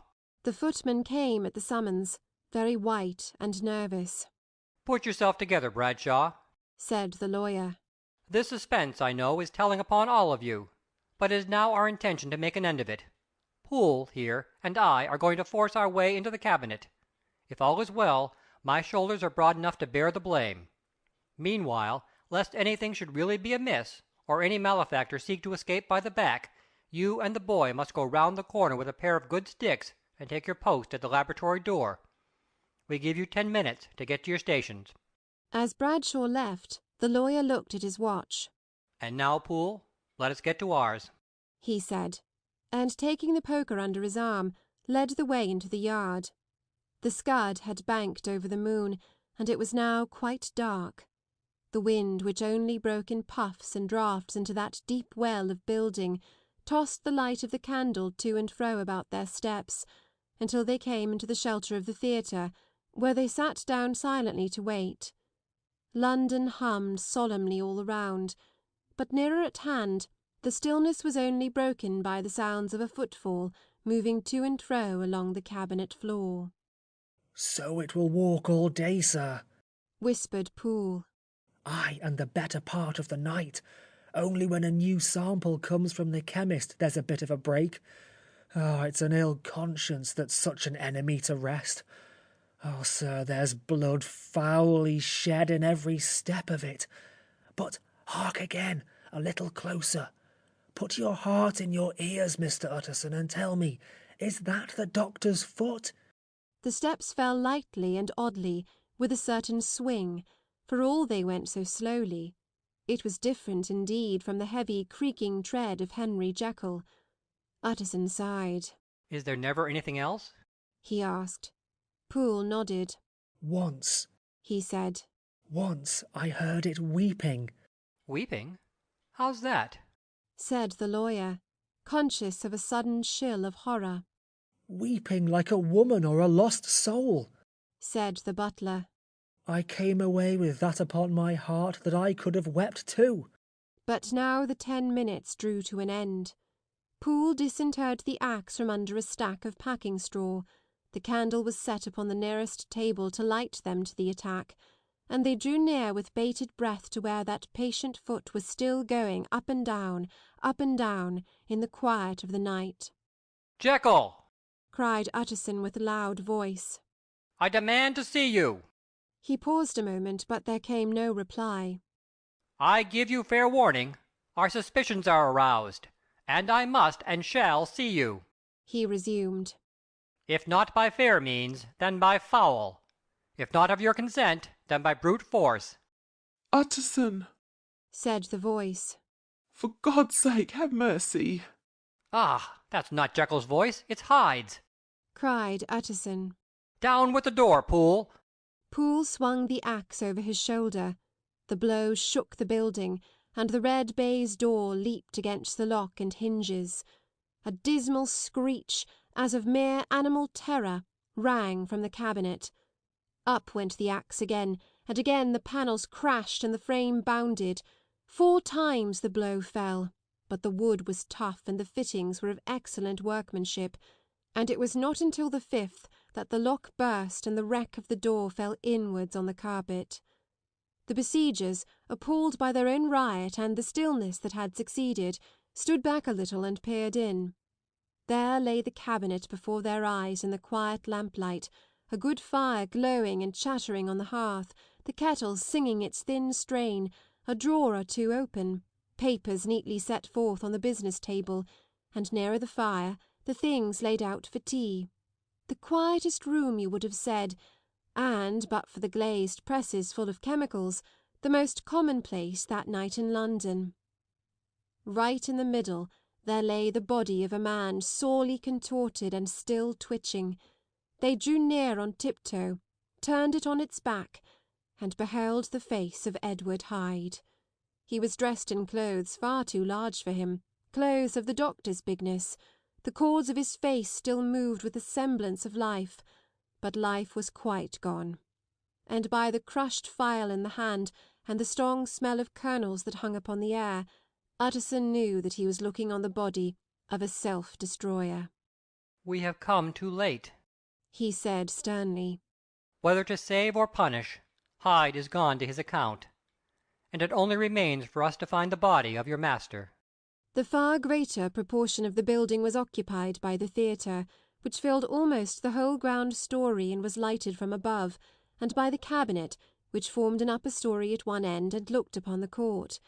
A corridor joined the theatre to the door on the by-street, and with this the cabinet communicated separately by a second flight of stairs. There were besides a few dark closets and a spacious cellar. All these they now thoroughly examined. Each closet needed but a glance, for all were empty, and all, by the dust that fell from their doors, had stood long unopened. The cellar indeed was filled with crazy lumber, mostly dating from the times of the surgeon who was Jekyll's predecessor, but even as they opened the door, they were advertised of the uselessness of further search by the fall of a perfect mat of cobweb which had for years sealed up the entrance. Nowhere was there any trace of Henry Jekyll, dead or alive. Poole stamped on the flags of the corridor. He must be buried here, he said, hearkening to the sound. Or he may have fled, said Utterson, and he turned to examine the door in the by-street. It was locked, and lying nearby on the flags they found the key, already stained with rust. This does not look like use, observed the lawyer. Use, echoed Poole. Do you not see, sir? It is broken, much as if a man had stamped on it. Aye, continued Utterson. And the fractures, too, are rusty. The two men looked at each other with a scare. This is beyond me, Poole, said the lawyer. Let us go back to the cabinet. They mounted the stair in silence, and still with an occasional awestruck glance at the dead body, proceeded more thoroughly to examine the contents of the cabinet. At one table there were traces of chemical work, various measured heaps of some white salt being laid on glass saucers, as though for an experiment in which the unhappy man had been prevented. "That is the same drug that I was always bringing him," said Poole, and even as he spoke, the kettle with a startling noise boiled over. This brought them to the fireside, where the easy-chair was drawn cosily up, and the tea-thing stood ready to the sitter's elbow, the very sugar in the cup. There were several books on a shelf, one lay beside the tea-things open, and Utterson was amazed to find it a copy of a pious work, for which Jekyll had several times expressed a great esteem, annotated in his own hand with startling blasphemies. Next, in the course of their review of the chamber, the searchers came to the cheval-glass, into whose depths they looked with an involuntary horror. But it was so turned as to show them nothing but the rosy glow playing on the roof, the fire sparkling in 100 repetitions along the glazed front of the presses, and their own pale and fearful countenances stooping to look in. "This glass has seen some strange things, sir," whispered Poole. And surely none stranger than itself, echoed the lawyer in the same tones. For what did Jekyll— He caught himself up at the word with a start, and then, conquering the weakness. What could Jekyll want with it? He said. "You may say that," said Poole. Next they turned to the business table. On the desk, among the neat array of papers, a large envelope was uppermost, and bore in the doctor's hand the name of Mr. Utterson. The lawyer unsealed it, and several enclosures fell to the floor. The first was a will, drawn in the same eccentric terms as the one which he had returned 6 months before, to serve as a testament in case of death, and as a deed of gift in case of disappearance. But in place of the name of Edward Hyde, the lawyer, with indescribable amazement, read the name of Gabriel John Utterson. He looked at Poole, and then back at the paper, and last of all at the dead malefactor stretched upon the carpet. My head goes round, he said. He has been all these days in possession. He had no cause to like me. He must have raged to see himself displaced. And he has not destroyed this document. He caught up the next paper. It was a brief note in the doctor's hand and dated at the top. Oh, Poole! The lawyer cried. He was alive and here this day. He cannot have been disposed of in so short a space. He must be still alive. He must have fled. And then, why fled? And how? And in that case, can we venture to declare this suicide? Oh, we must be careful. I foresee that we may yet involve your master in some dire catastrophe. "Why don't you read it, sir?" asked Poole. Because I fear, replied the lawyer solemnly. God grant I have no cause for it. And with that he brought the paper to his eyes and read as follows. My dear Utterson, when this shall fall into your hands, I shall have disappeared. Under what circumstances I have not the penetration to foresee, but my instinct and all the circumstances of my nameless situation tell me that the end is sure and must be early. Go then, and first read the narrative which Lanyon warned me he was to place in your hands, and if you care to hear more, turn to the confession of your unworthy and unhappy friend, Henry Jekyll. There was a third enclosure? Asked Utterson. "Here, sir," said Poole, and gave into his hands a considerable packet sealed in several places. The lawyer put it in his pocket. I would say nothing of this paper. If your master has fled or is dead, we may at least save his credit. It is now 10. I must go home and read these documents in quiet, but I shall be back before midnight, when we shall send for the police. They went out, locking the door of the theatre behind them, and Utterson, once more leaving the servants gathered about the fire in the hall, trudged back to his office to read the 2 narratives in which this mystery was now to be explained. End of Chapter 8. Chapter 9. Dr. Lanyon's Narrative. On the 9th of January, now 4 days ago, I received by the evening delivery a registered envelope addressed in the hand of my colleague and old school companion, Henry Jekyll. I was a good deal surprised by this, for we were by no means in the habit of correspondence. I had seen the man, dined with him, indeed, the night before, and I could imagine nothing in our intercourse that should justify formality of registration. The contents increased my wonder, for this is how the letter ran. 10th December, 18... Dear Lanyon, you are one of my oldest friends, and although we may have differed at times on scientific questions, I cannot remember, at least on my side, any break in our affection. There was never a day when, if you had said to me, Jekyll, my life, my honour, my reason depend upon you, I would not have sacrificed my left hand to help you. Lanyon, my life, my honour, my reason are all at your mercy. If you fail me tonight, I am lost. You might suppose, after this preface, that I am going to ask you for something dishonourable to grant. Judge for yourself. I want you to postpone all other engagements for tonight, aye, even if you were summoned to the bedside of an emperor, to take a cab, unless your carriage should be actually at the door, and with this letter in your hand for consultation, to drive straight to my house. Poole, my butler, has his orders. You will find him waiting your arrival with the locksmith. The door of my cabinet is then to be forced, and you are to go in alone. To open the glazed press, letter E, on the left hand, breaking the lock if it be shut, and to draw out, with all its contents as they stand, the fourth drawer from the top, or, which is the same thing, the third from the bottom. In my extreme distress of mind I have a morbid fear of misdirecting you, but even if I am in error, you may know the right drawer by its contents, some powders, a vial, and a paper book. This drawer I beg of you to carry back with you to Cavendish Square, exactly as it stands. That is the first part of the service. Now for the second. You should be back, if you set out at once on the receipt of this, long before midnight.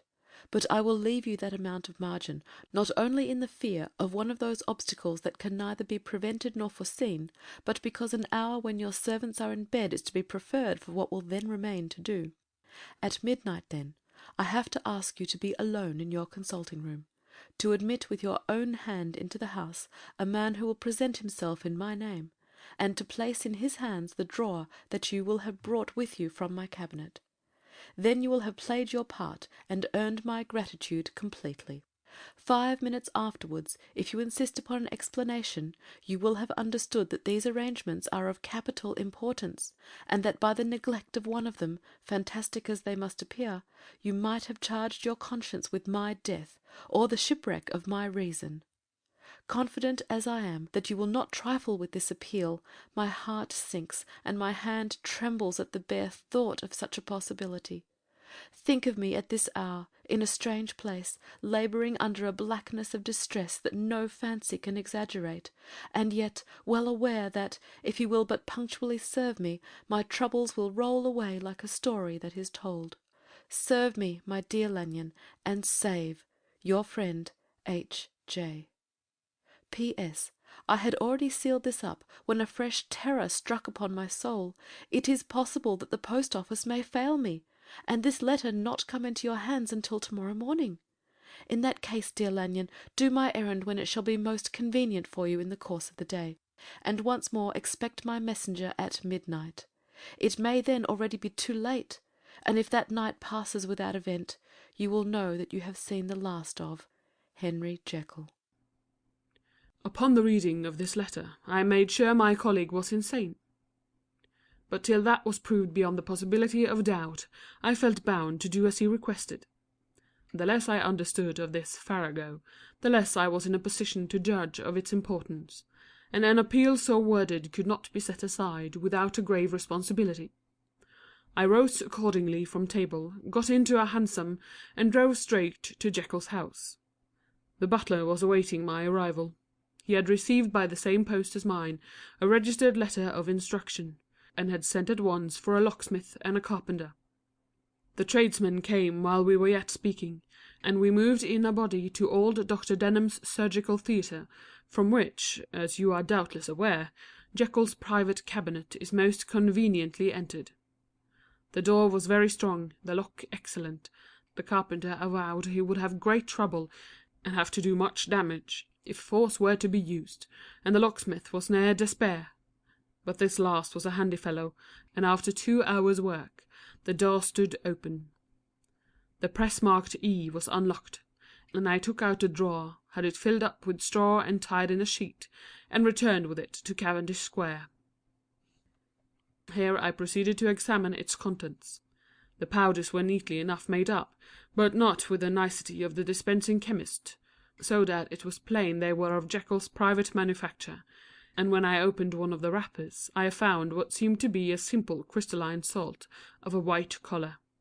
The vial, to which I next turned my attention, might have been about half full of a blood-red liquor, which was highly pungent to the sense of smell, and seemed to me to contain phosphorus and some volatile ether.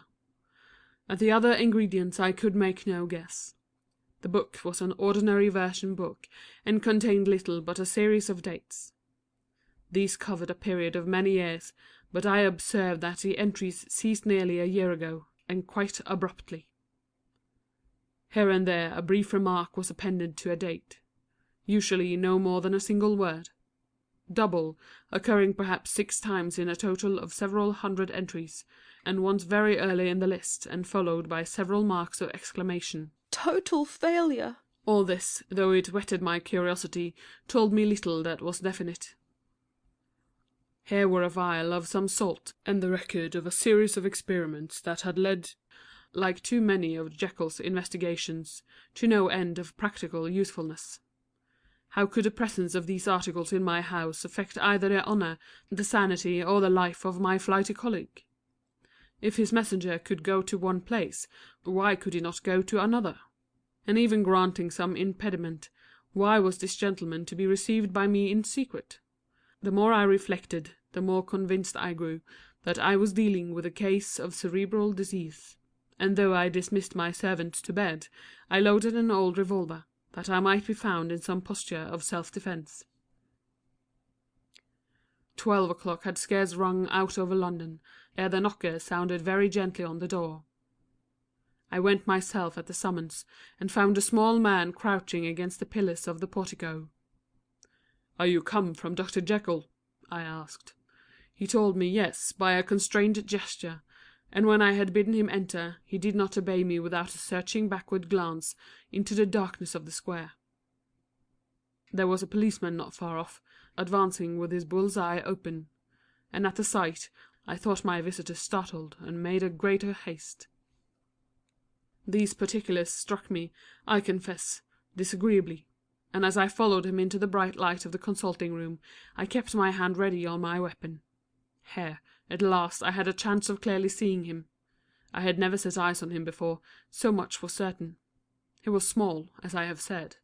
I was struck besides with the shocking expression of his face, with its remarkable combination of great muscular activity and great apparent debility of constitution, and, last but not least, with the odd subjective disturbance caused by his neighbourhood. This bore some resemblance to incipient rigour, and was accompanied by a marked sinking of the pulse. At the time, I set it down to some idiosyncratic personal distaste, and merely wondered at the acuteness of the symptoms. But I have since had reason to believe the cause to lie much deeper in the nature of man, and to turn on some nobler hinge than the principle of hatred.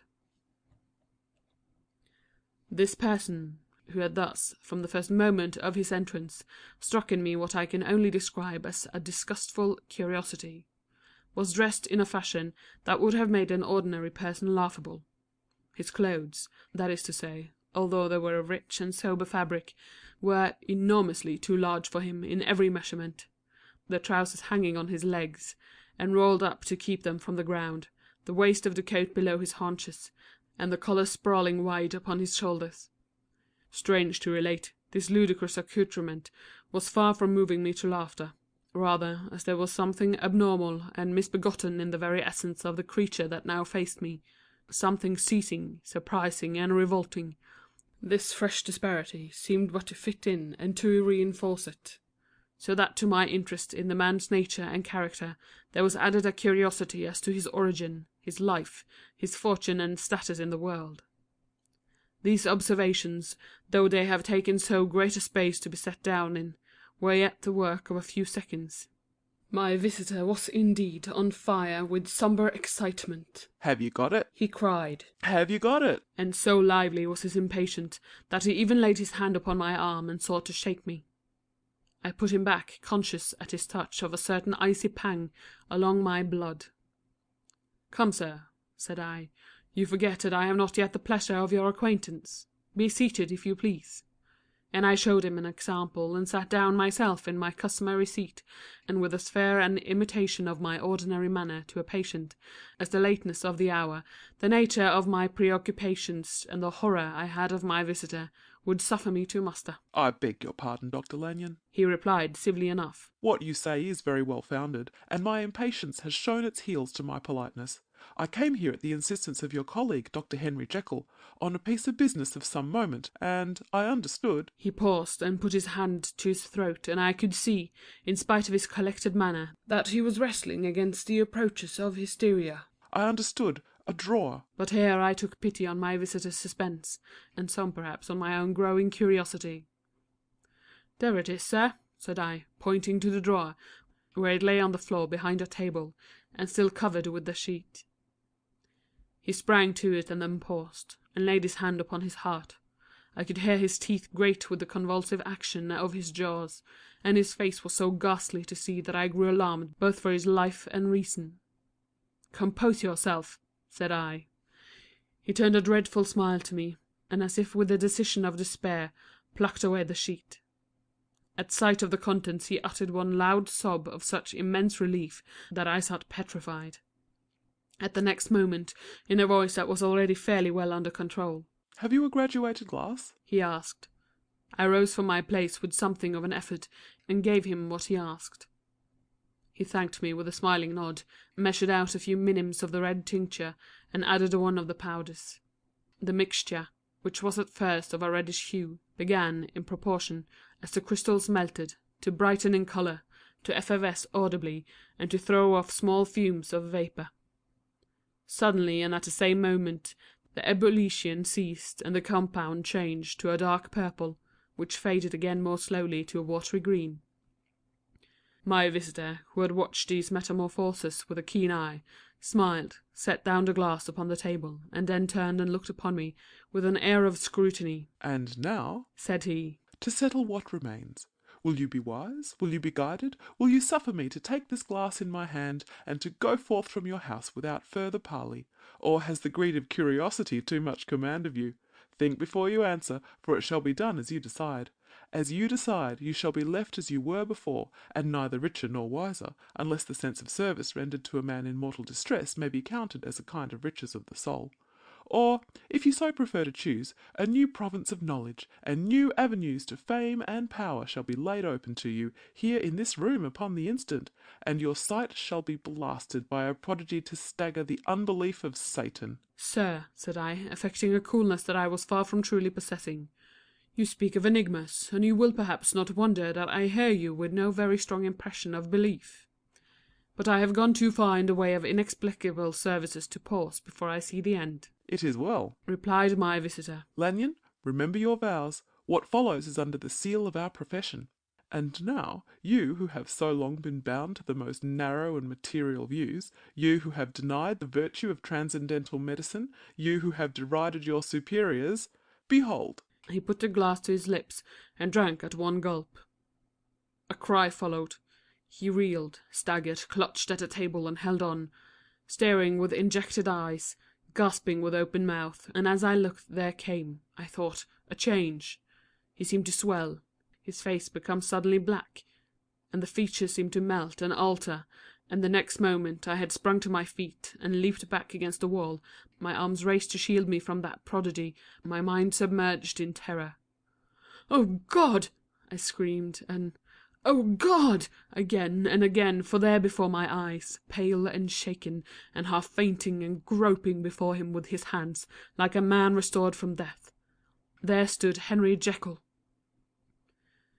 What he told me in the next hour I cannot bring my mind to set on paper. I saw what I saw, I heard what I heard, and my soul sickened at it. And yet now when that sight has faded from my eyes, I ask myself if I believe it, and I cannot answer. My life is shaken to its root. Sleep has left me. The deadliest terror sits by me at all hours of the day and night, and I feel that my days are numbered, and that I must die. And yet I shall die incredulous. As for the moral turpitude that man unveiled to me, even with tears of penitence, I cannot, even in memory, dwell on it without a start of horror. I will say but one thing, Utterson, and that, if you can bring your mind to credit it, will be more than enough. The creature who crept into my house that night was, on Jekyll's own confession, known by the name of Hyde, and hunted for in every corner of the land as the murderer of Carew. Hasty Lanyon. End of Chapter 9. Chapter 10. Henry Jekyll's full statement of the case. I was born in the year 18 to a large fortune, endowed besides with excellent parts, inclined by nature to industry, fond of the respect of the wise and good among my fellow men, and thus, as might have been supposed, with every guarantee of an honourable and distinguished future. And indeed the worst of my faults was a certain impatient gaiety of disposition, such as has made the happiness of many, but such as I found hard to reconcile with my imperious desire to carry my head high, and wear a more than commonly grave countenance before the public. Hence it came about that I concealed my pleasures, and that when I reached years of reflection, and began to look around me and take stock of my progress and position in the world, I stood already committed to a profound duplicity of me. Many a man would have even blazoned such irregularities as I was guilty of, but from the high views that I had set before me, I regarded and hid them with an almost morbid sense of shame. It was thus rather the exacting nature of my aspirations than any particular degradation in my faults that made me what I was, and, with even a deeper trench than in the majority of men, severed in me those provinces of good and ill which divide and compound man's dual nature. In this case I was driven to reflect deeply and inveterately on that hard law of life which lies at the root of religion, and is one of the most plentiful springs of distress. Though so profound a double dealer, I was in no sense a hypocrite. Both sides of me were in dead earnest. I was no more myself when I laid aside restraint and plunged in shame than when I laboured in the eye of day at the furtherance of knowledge or for the relief of sorrow and suffering.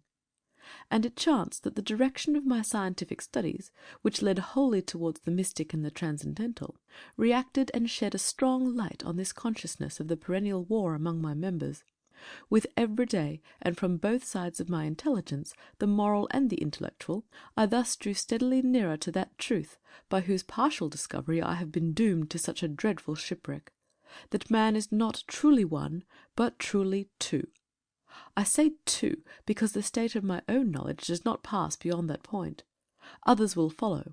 Others will outstrip me on the same lines, and I hazard a guess that man will be ultimately known for a mere polity of multifarious, incongruous, and independent denizens. I, for my part, from the nature of my life, advanced infallibly in one direction, and in one direction only. It was on the moral side, and in my own person, that I learned to recognise the thorough and primitive duality of man. I saw that, of the two natures that contended in the field of my consciousness, even if I could rightly be said to be either, it was only because I was radically both. And from an early date, even before the course of my scientific discoveries had begun to suggest the most naked possibility of such a miracle, I had learned to dwell with pleasure, as a beloved daydream, on the thought of the separation of these elements. If each, I told myself, could be housed in separate identities, life would be relieved of all that was unbearable. The unjust might go his way, delivered from the aspirations and remorse of his more upright twin, and the just could walk steadfastly and securely on his upward path, doing the good things in which he found his pleasure, and no longer exposed to disgrace and penitence by the hands of this extraneous evil. It was the curse of mankind that these incongruous faggots were thus bound together, that in the agonized womb of consciousness these polar twins should be continuously struggling. How, then, were they disassociated? I was so far in my reflections when, as I have said, a sidelight began to shine upon the subject from the laboratory table. I began to perceive more deeply than it has ever yet been stated the trembling immateriality, the mist-like transience of this seemingly so solid body in which we walk attired. Certain agents I found to have the power to shake and pluck back that fleshly vestment, even as the wind might toss the curtains of a pavilion. For two good reasons I will not enter deeply into this scientific branch of my confession. First, because I have been made to learn that the doom and burthen of our life is bound for ever on man's shoulders, and when the attempt is made to cast it off, it but returns upon us with more unfamiliar and more awful pressure. Second, because, as my narrative will make, alas, too evident, my discoveries were incomplete. Enough, then, that I not only recognised my natural body from the mere aura and effulgence of certain of the powers that made up my spirit, but managed to compound a drug by which these powers should be dethroned from their supremacy, and a second form and countenance substituted, none the less natural to me because they were the expression and bore the stamp of the lower elements in my soul. I hesitated long before I put this theory to the test of practice. I knew well that I risked death.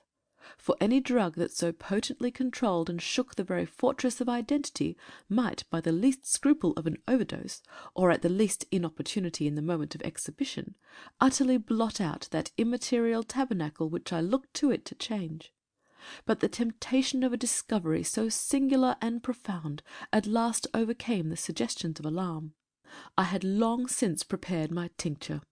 I purchased at once from a firm of wholesale chemists a large quantity of a particular salt which I knew from my experiments to be the last ingredient required, and late one accursed night I compounded the elements, watched them boil and smoke together in the glass, and when the ebullition had subsided, with a strong glow of courage, drank off the potion. The most racking pangs succeeded. A grinding in the bones, deadly nausea, and a horror of the spirit that cannot be exceeded at the hour of birth or death. Then these agonies began swiftly to subside, and I came to myself as if out of a great sickness. There was something strange in my sensations, something indescribably new, and from its very novelty, incredibly sweet. I felt younger, lighter, happier in body. Within I was conscious of a heady recklessness, a current of disordered sensual images running like a mill race in my fancy, a solution of the bonds of obligation, an unknown, but not an innocent, freedom of the soul. I knew myself, at the first breath of this new life, to be more wicked, tenfold more wicked, sold a slave to my original evil. And the thought in that moment braced and delighted me like wine. I stretched out my hands, exulting in the freshness of these sensations, and in the act I was suddenly aware that I had lost in stature. There was no mirror at that date in my room. That which stands beside me as I write was brought there later on, and for the very purpose of these transformations. The night, however, was far gone into the morning. The morning, black as it was nearly ripe for the conception of the day. The inmates of my house were locked in the most rigorous hours of slumber, and I determined, flushed as I was with hope and triumph, to venture in my new shape as far as to my bedroom. I crossed the yard, wherein the constellations looked down upon me, I could have thought, with wonder, the first creature of that sort that their unsleeping vigilance had yet disclosed to them. I stole through the corridors, a stranger in my own house, and coming to my room, I saw for the first time the appearance of Edward Hyde. I must here speak by theory alone, saying not that which I know, but that which I suppose to be most probable. The evil side of my nature, to which I had now transferred the stamping efficacy, was less robust and less developed than the good which I had just deposed. Again, in the course of my life, which had been, after all, 9/10 a life of effort, virtue, and control, it had been much less exercised and much less exhausted, and hence, as I think, it came about that Edward Hyde was so much smaller, slighter, and younger than Henry Jekyll. Even as good shone upon the countenance of the one, evil was written broadly and plainly on the face of the other. Evil besides, which I must still believe to be the lethal side of man, had left on that body an imprint of deformity and decay. And yet, when I looked upon that ugly idol in the glass, I was conscious of no repugnance, rather of a leap of welcome. This too was myself. It seemed natural and human. In my eyes it bore a livelier image of the spirit. It seemed more express and single than the imperfect and divided countenance I had been hitherto accustomed to call mine. And in so far I was doubtless right. I have observed that when I wore the semblance of Edward Hyde, none could come near to me at first without a visible misgiving of the flesh. This, as I take it, was because all human beings, as we meet them, are commingled out of good and evil, and Edward Hyde alone in all the ranks of mankind was pure evil. I lingered but a moment at the mirror. The second and conclusive experiment had yet to be attempted. It yet remained to be seen if I had lost my identity beyond redemption, and must flee before daylight from a house that was no longer mine. And hurrying back to my cabinet, I once more prepared and drank the cup, once more suffered the pangs of dissolution, and came to myself once more with the character, the stature, and the face of Henry Jekyll. That night I had come to the fatal crossroads. Had I approached my discovery in a more noble spirit, had I risked the experiment while under the empire of generous or pious aspirations, all must have been otherwise, and from these agonies of death and birth I had come forth an angel instead of a fiend. The drug had no discriminating action. It was neither diabolical nor divine, but it shook the doors of the prison house of my disposition, and like the captives of Philippi, that which stood within ran forth. At that time my virtue slumbered. My evil, kept awake by ambition, was alert and swift to seize the occasion, and the thing that was projected was Edward Hyde. Hence, although I had now two characters as well as two appearances, one was wholly evil, and the other was still the old Henry Jekyll, that incongruous compound of whose reformation and improvement I had already learned to despair. The movement was thus wholly toward the worse. Even at that time I had not conquered my aversions to the dryness of a life of study. I would still be merrily disposed at times, and as my pleasures were, to say the least, undignified, and I was not only well known and highly considered, but growing towards the elderly man, this incoherency of my life was daily growing more unwelcome. It was on this side that my new power tempted me, until I fell in slavery. I had but to drink the cup, to doff at once the body of the noted professor, and to assume like a thick cloak that of Edward Hyde. I smiled at the notion. It seemed to me at the time to be humorous, and I made my preparations with the most studious care. I took and furnished that house in Soho to which Hyde was tracked by the police, and engaged as a housekeeper a creature whom I knew well to be silent and unscrupulous. On the other side, I announced to my servants that a Mr. Hyde, whom I described, was to have full liberty and power about my house in the square, and to parry mishaps I even called and made myself a familiar object in my second character. I next drew up that will to which you so much objected, so that if anything befell me in the person of Dr. Jekyll, I could enter on that of Edward Hyde without pecuniary loss. And thus fortified, as I supposed, on every side, I began to profit by the strange immunities of my position. Men have before hired bravos to transact their crimes, while their own person and reputation sat under shelter. I was the first that ever did so for his pleasures. I was the first that could plod in the public eye with a load of genial respectability, and in a moment, like a schoolboy, strip off these lendings and spring headlong into the sea of liberty. But for me, in my impenetrable mantle, the safety was complete. Think of it, I did not even exist. Let me but escape into my laboratory door, give me but a second or two to mix and swallow the draught that I had always standing ready, and whatever he had done, Edward Hyde would pass away like the stain of breath upon a mirror, and there in his stead, quietly at home trimming the midnight lamp in his study, a man who could afford to laugh at suspicion would be Henry Jekyll. The pleasures which I made haste to seek in my disguise were, as I have said, undignified. I would scarcely use a harder term. But in the hands of Edward Hyde they soon began to turn toward the monstrous. When I would come back from these excursions I was often plunged into a kind of wonder at my vicarious depravity. This familiar that I called out of my own soul, and sent forth alone to do his good pleasure, was a being inherently malign and villainous. His every act and thought centred on self, drinking pleasure with bestial avidity from any degree of torture to another, relentless like a man of stone. Henry Jekyll stood at times aghast before the acts of Edward Hyde. But the situation was apart from ordinary laws, and insidiously relaxed the grasp of conscience. It was Hyde, after all, and Hyde alone, that was guilty. Jekyll was no worse. He woke again to his good qualities seemingly unimpaired. He would even make haste, where it was possible, to undo the evil done by Hyde, and thus his conscience slumbered.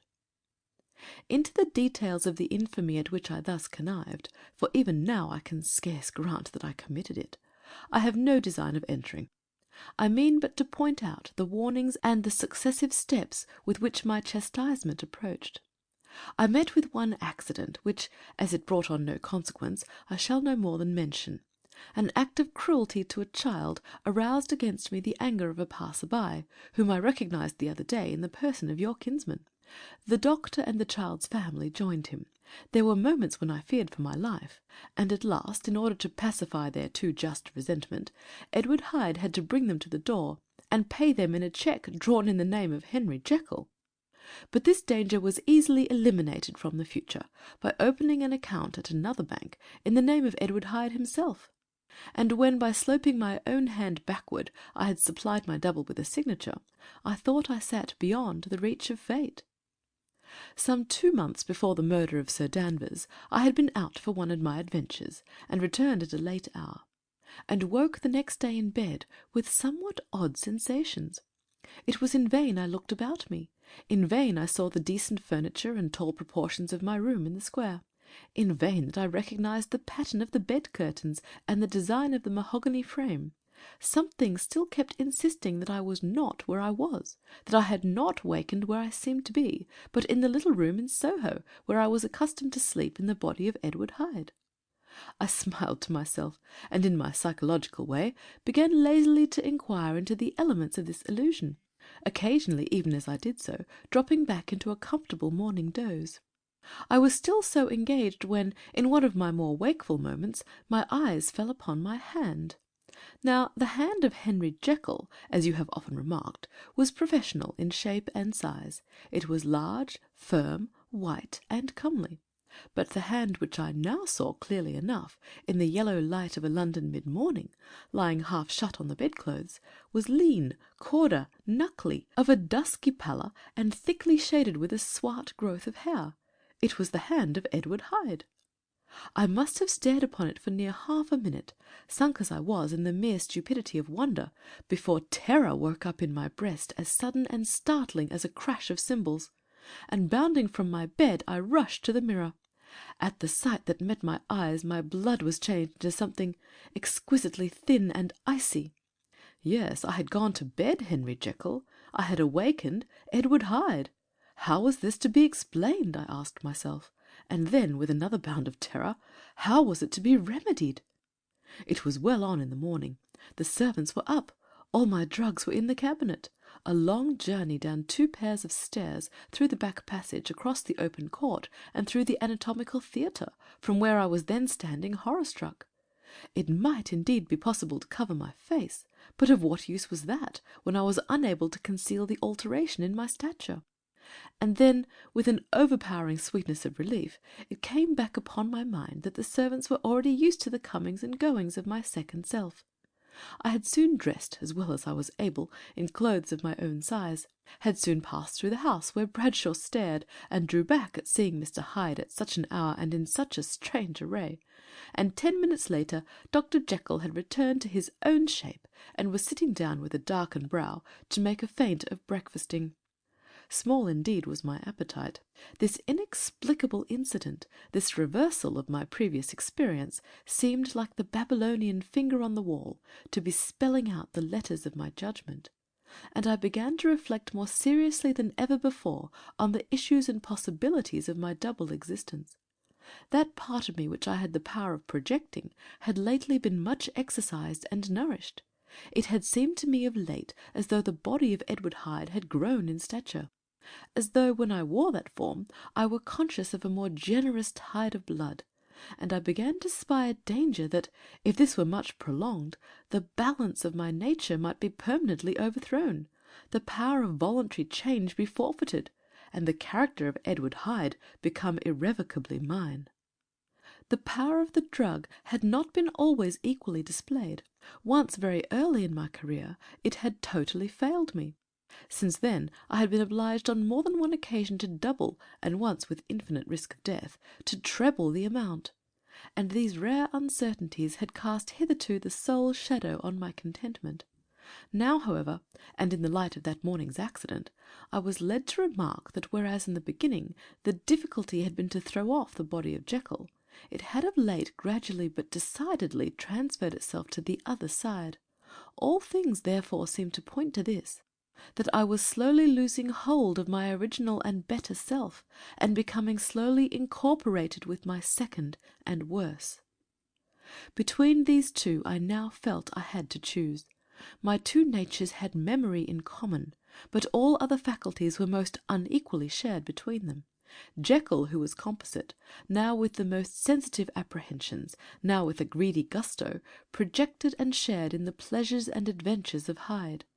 But Hyde was indifferent to Jekyll, or but remembered him as the mountain bandit remembers the cavern in which he conceals himself from pursuit.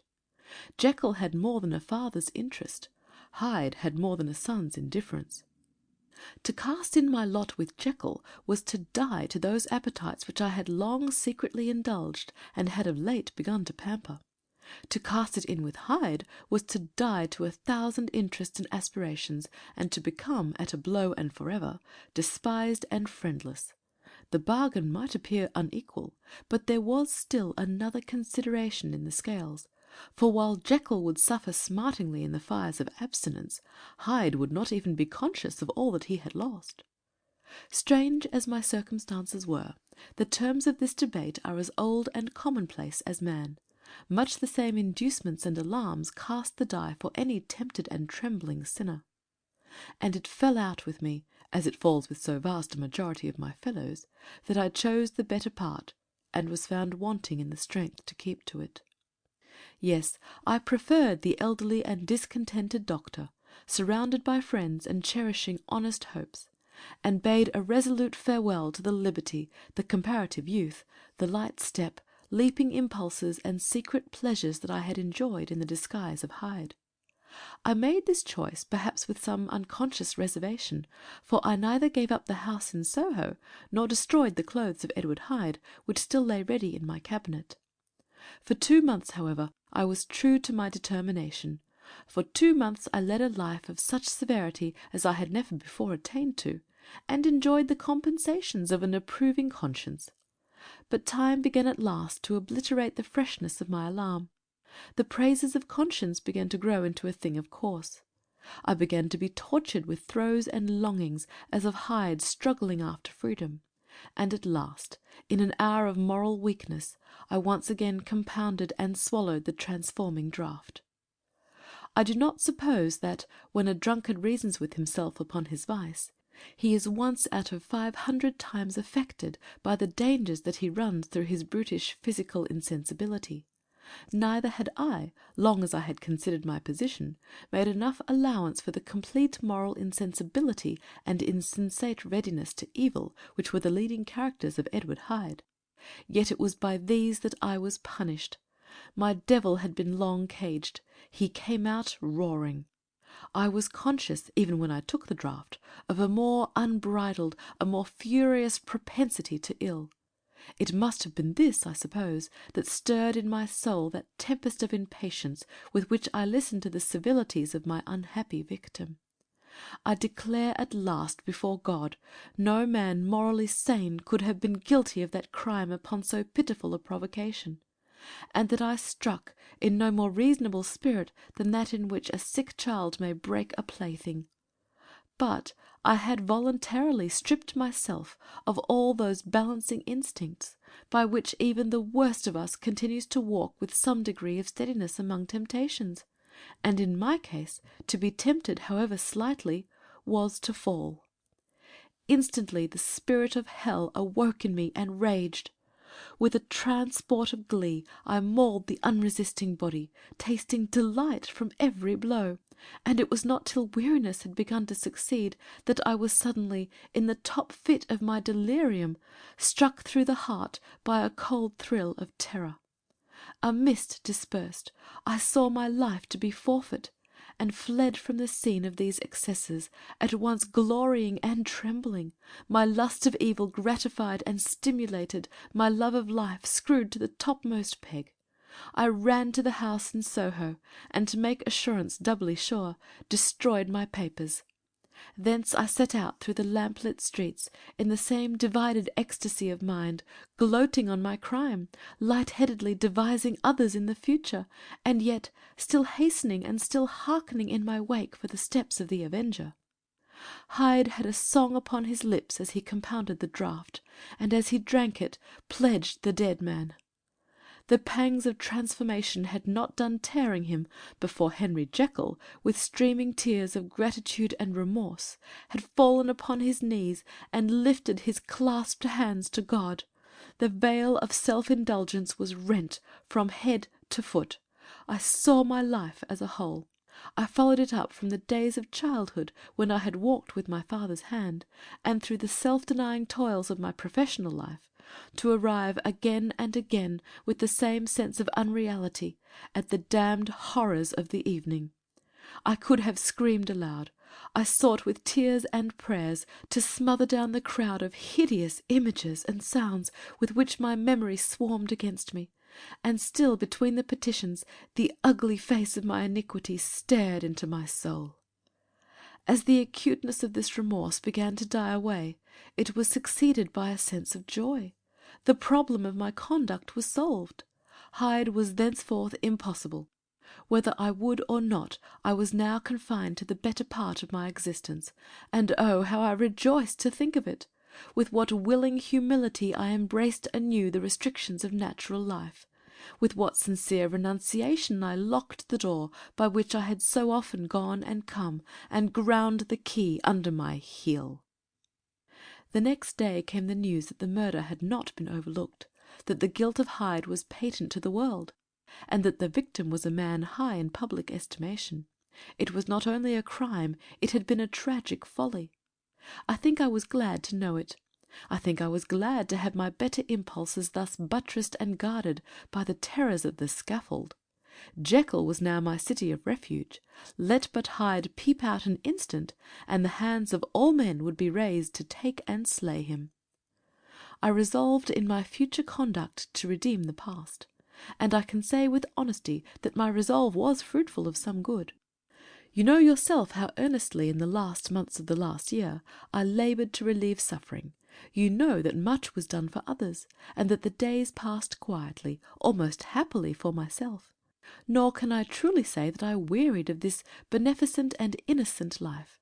I think instead that I daily enjoyed it more completely, but I was still cursed with my duality of purpose, and as the first edge of my penitence wore off, the lower side of me, so long indulged, so recently chained down, began to growl for license. Not that I dreamed of resuscitating Hyde. The bare idea of that would startle me to a frenzy. No, it was in my own person that I was once more tempted to trifle with my conscience, and it was as an ordinary secret sinner that I at last fell before the assaults of temptation. There comes an end to all things. The most capacious measure is filled at last, and this brief condescension to my evil finally destroyed the balance of my soul. And yet I was not alarmed. The fall seemed natural, like a return to the old days before I had made my discovery. It was a fine, clear January day, wet underfoot where the frost had melted, but cloudless overhead, and the Regent's Park was full of winter chirrupings and sweet with spring odours. I sat in the sun on a bench, the animal within me licking the chops of memory, the spiritual side a little drowsed, promising subsequent penitence, but not yet moved to begin. After all, I reflected, I was like my neighbours. And then I smiled, comparing myself with other men, comparing my active goodwill with the lazy cruelty of their neglect. And at the very moment of that vainglorious thought, a qualm overcame me, a horrid nausea, and the most deadly shuddering. These passed away and left me faint, and then, as in its turn faintness subsided, I began to be aware of a change in the temper of my thoughts, a greater boldness, a contempt of danger, a solution of the bonds of obligation. I looked down. My clothes hung formlessly on my shrunken limbs. The hand that lay on my knee was corded and hairy. I was once more Edward Hyde. A moment before I had been safe in all men's respect, worthy, beloved, the cloth laying before me in the dining-room at home, and now I was the common quarry of mankind, hunted, houseless, a known murderer, and thrall to the gallows. My reason wavered, but it did not fail me utterly. I have more than once observed that in my second character my faculties seemed sharpened to a point, and my spirits more tensely elastic.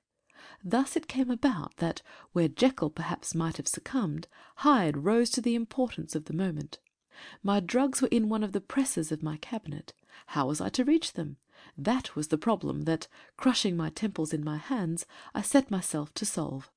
The laboratory door I had closed. If I sought to enter by the house, my own servants would consign me to the gallows. I saw I must employ another hand, and thought of Lanyon.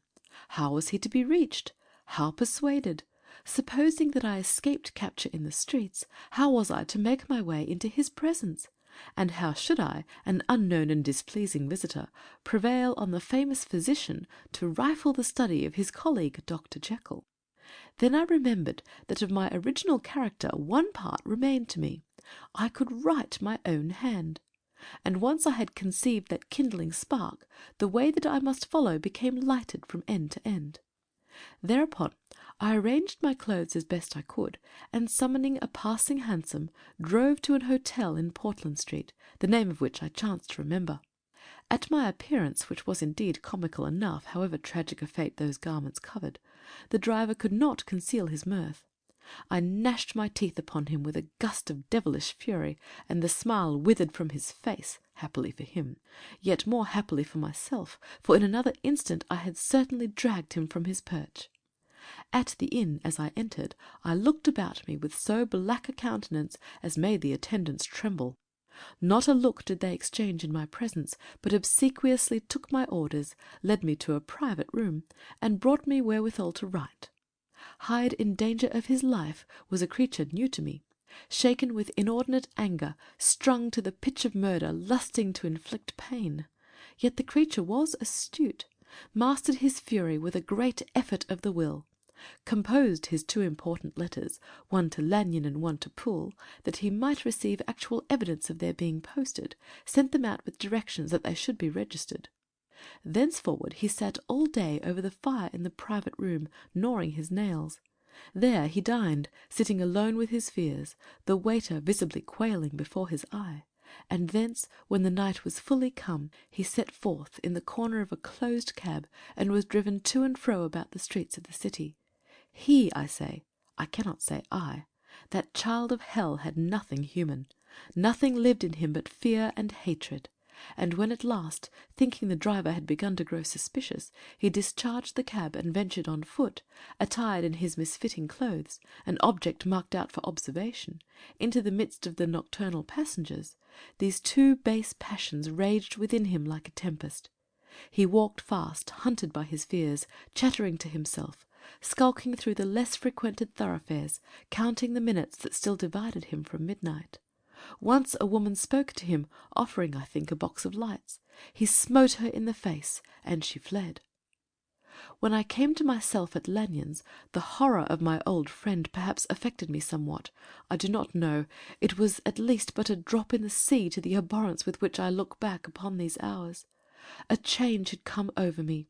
It was no longer the fear of the gallows, it was the horror of being Hyde that racked me. I received Lanyon's condemnation partly in a dream. It was partly in a dream that I came home to my own house and got into bed. I slept, after the prostration of the day, with a stringent and profound slumber which not even the nightmares that wrung me could avail to break. I awoke in the morning shaken, weakened, but refreshed. I still hated and feared the thought of the brute that slept within me, and I had not, of course, forgotten the appalling dangers of the day before. But I was once more at home, in my own house and close to my drugs, and gratitude for my escape shone so strong in my soul that it almost rivalled the brightness of hope. I was stepping leisurely across the court after breakfast, drinking the chill of the air with pleasure, when I was seized again with those indescribable sensations that heralded the change, and I had but the time to gain the shelter of my cabinet before I was once again raging and freezing with the passions of Hyde. It took on this occasion a double dose to recall me to myself, and alas, 6 hours after, as I sat looking sadly in the fire, the pangs returned, and the drug had to be re-administered. In short, from that day forth it seemed only by a great effort as of gymnastics, and only under the immediate stimulation of the drug, that I was able to wear the countenance of Jekyll. At all hours of the day and night I would be taken with the premonitory shudder. Above all, if I slept, or even dozed for a moment in my chair, it was always as Hyde that I awakened. Under the strain of this continually impending doom, and by the sleeplessness to which I now condemned myself, even beyond what I had thought possible to man, I became in my own person a creature eaten up and emptied by fever, languidly weak both in body and mind, and solely occupied by one thought, the horror of my other self. But when I slept, or when the virtue of the medicine wore off, I would leap almost without transition, for the pangs of transformation grew daily less marked, into the possession of a fancy brimming with images of terror, a soul boiling with causeless hatreds, and a body that seemed not strong enough to contain the raging energies of life. The powers of Hyde seemed to have grown with the sickliness of Jekyll, and certainly the hate that now divided them was equal on each side. With Jekyll it was a thing of vital instinct. He had now seen the full deformity of that creature that shared with him some of the phenomena of consciousness, and was co-heir with him to death. And beyond these links of community, which in themselves made the most poignant part of his distress, he thought of Hyde, for all his energy of life, as of something not only hellish but inorganic.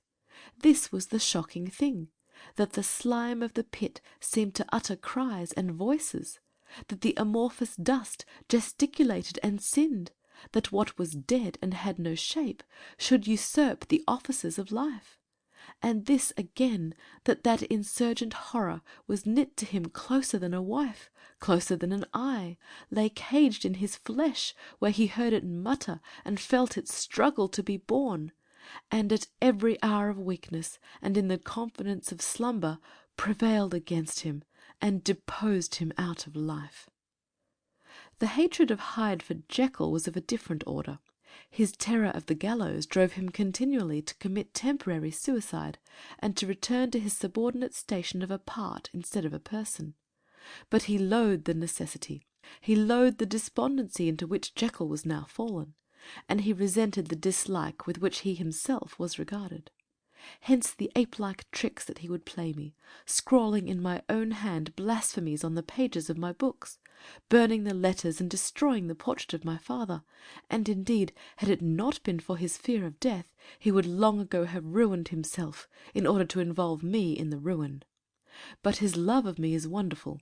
I go further, I who sicken and freeze at the mere thought of him, when I recall the abjection and passion of this attachment, and when I know how he fears my power to cut him off by suicide, I find it in my heart to pity him. It is useless, and the time awfully fails me to prolong this description. No one has ever suffered such torments, let that suffice, and yet even to these habit brought, no, not alleviation, but a certain callousness of soul, a certain acquiescence of despair, and my punishment might have gone on for years, but for that last calamity which has now fallen, and which has finally severed me from my own face and nature. My provision of the salt, which had never been renewed since the date of the first experiment, began to run low. I sent out for a fresh supply and mixed the draught. The ebullition followed, and the first change of colour, not the second. I drank it, and it was without efficacy. You will learn from Poole how I have had London ransacked. It was in vain, and I am now persuaded that my first supply was impure, and that it was that unknown impurity which lent efficacy to the draught. About a week has passed, and I am now finishing this statement under the influence of the last of the old powders. This, then, is the last time, short of a miracle, that Henry Jekyll can think his own thoughts or see his own face, now how sadly altered, in the glass. Nor must I delay too long to bring my writing to an end, for if my narrative has hitherto escaped destruction, it has been by a combination of great prudence and great good luck. Should the throes of the change take me in the act of writing it, Hyde will tear it in pieces. But if some time shall have elapsed after I have laid it by, his wonderful selfishness and circumscription to the moment will probably save it once again from the action of his ape-like spite. And indeed the doom that is closing on us both has already changed and crushed him.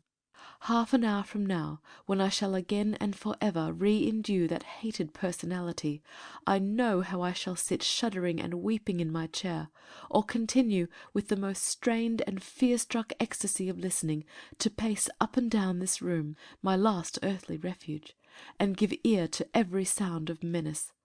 Will Hyde die upon the scaffold, or will he find courage to release himself at the last moment? God knows. I am careless. This is my true hour of death, and what is to follow concerns another than myself. Here, then, as I lay down the pen and proceed to seal up my confession, I bring the life of that unhappy Henry Jekyll to an end. End of chapter 10. End of the strange case of Dr. Jekyll and Mr. Hyde.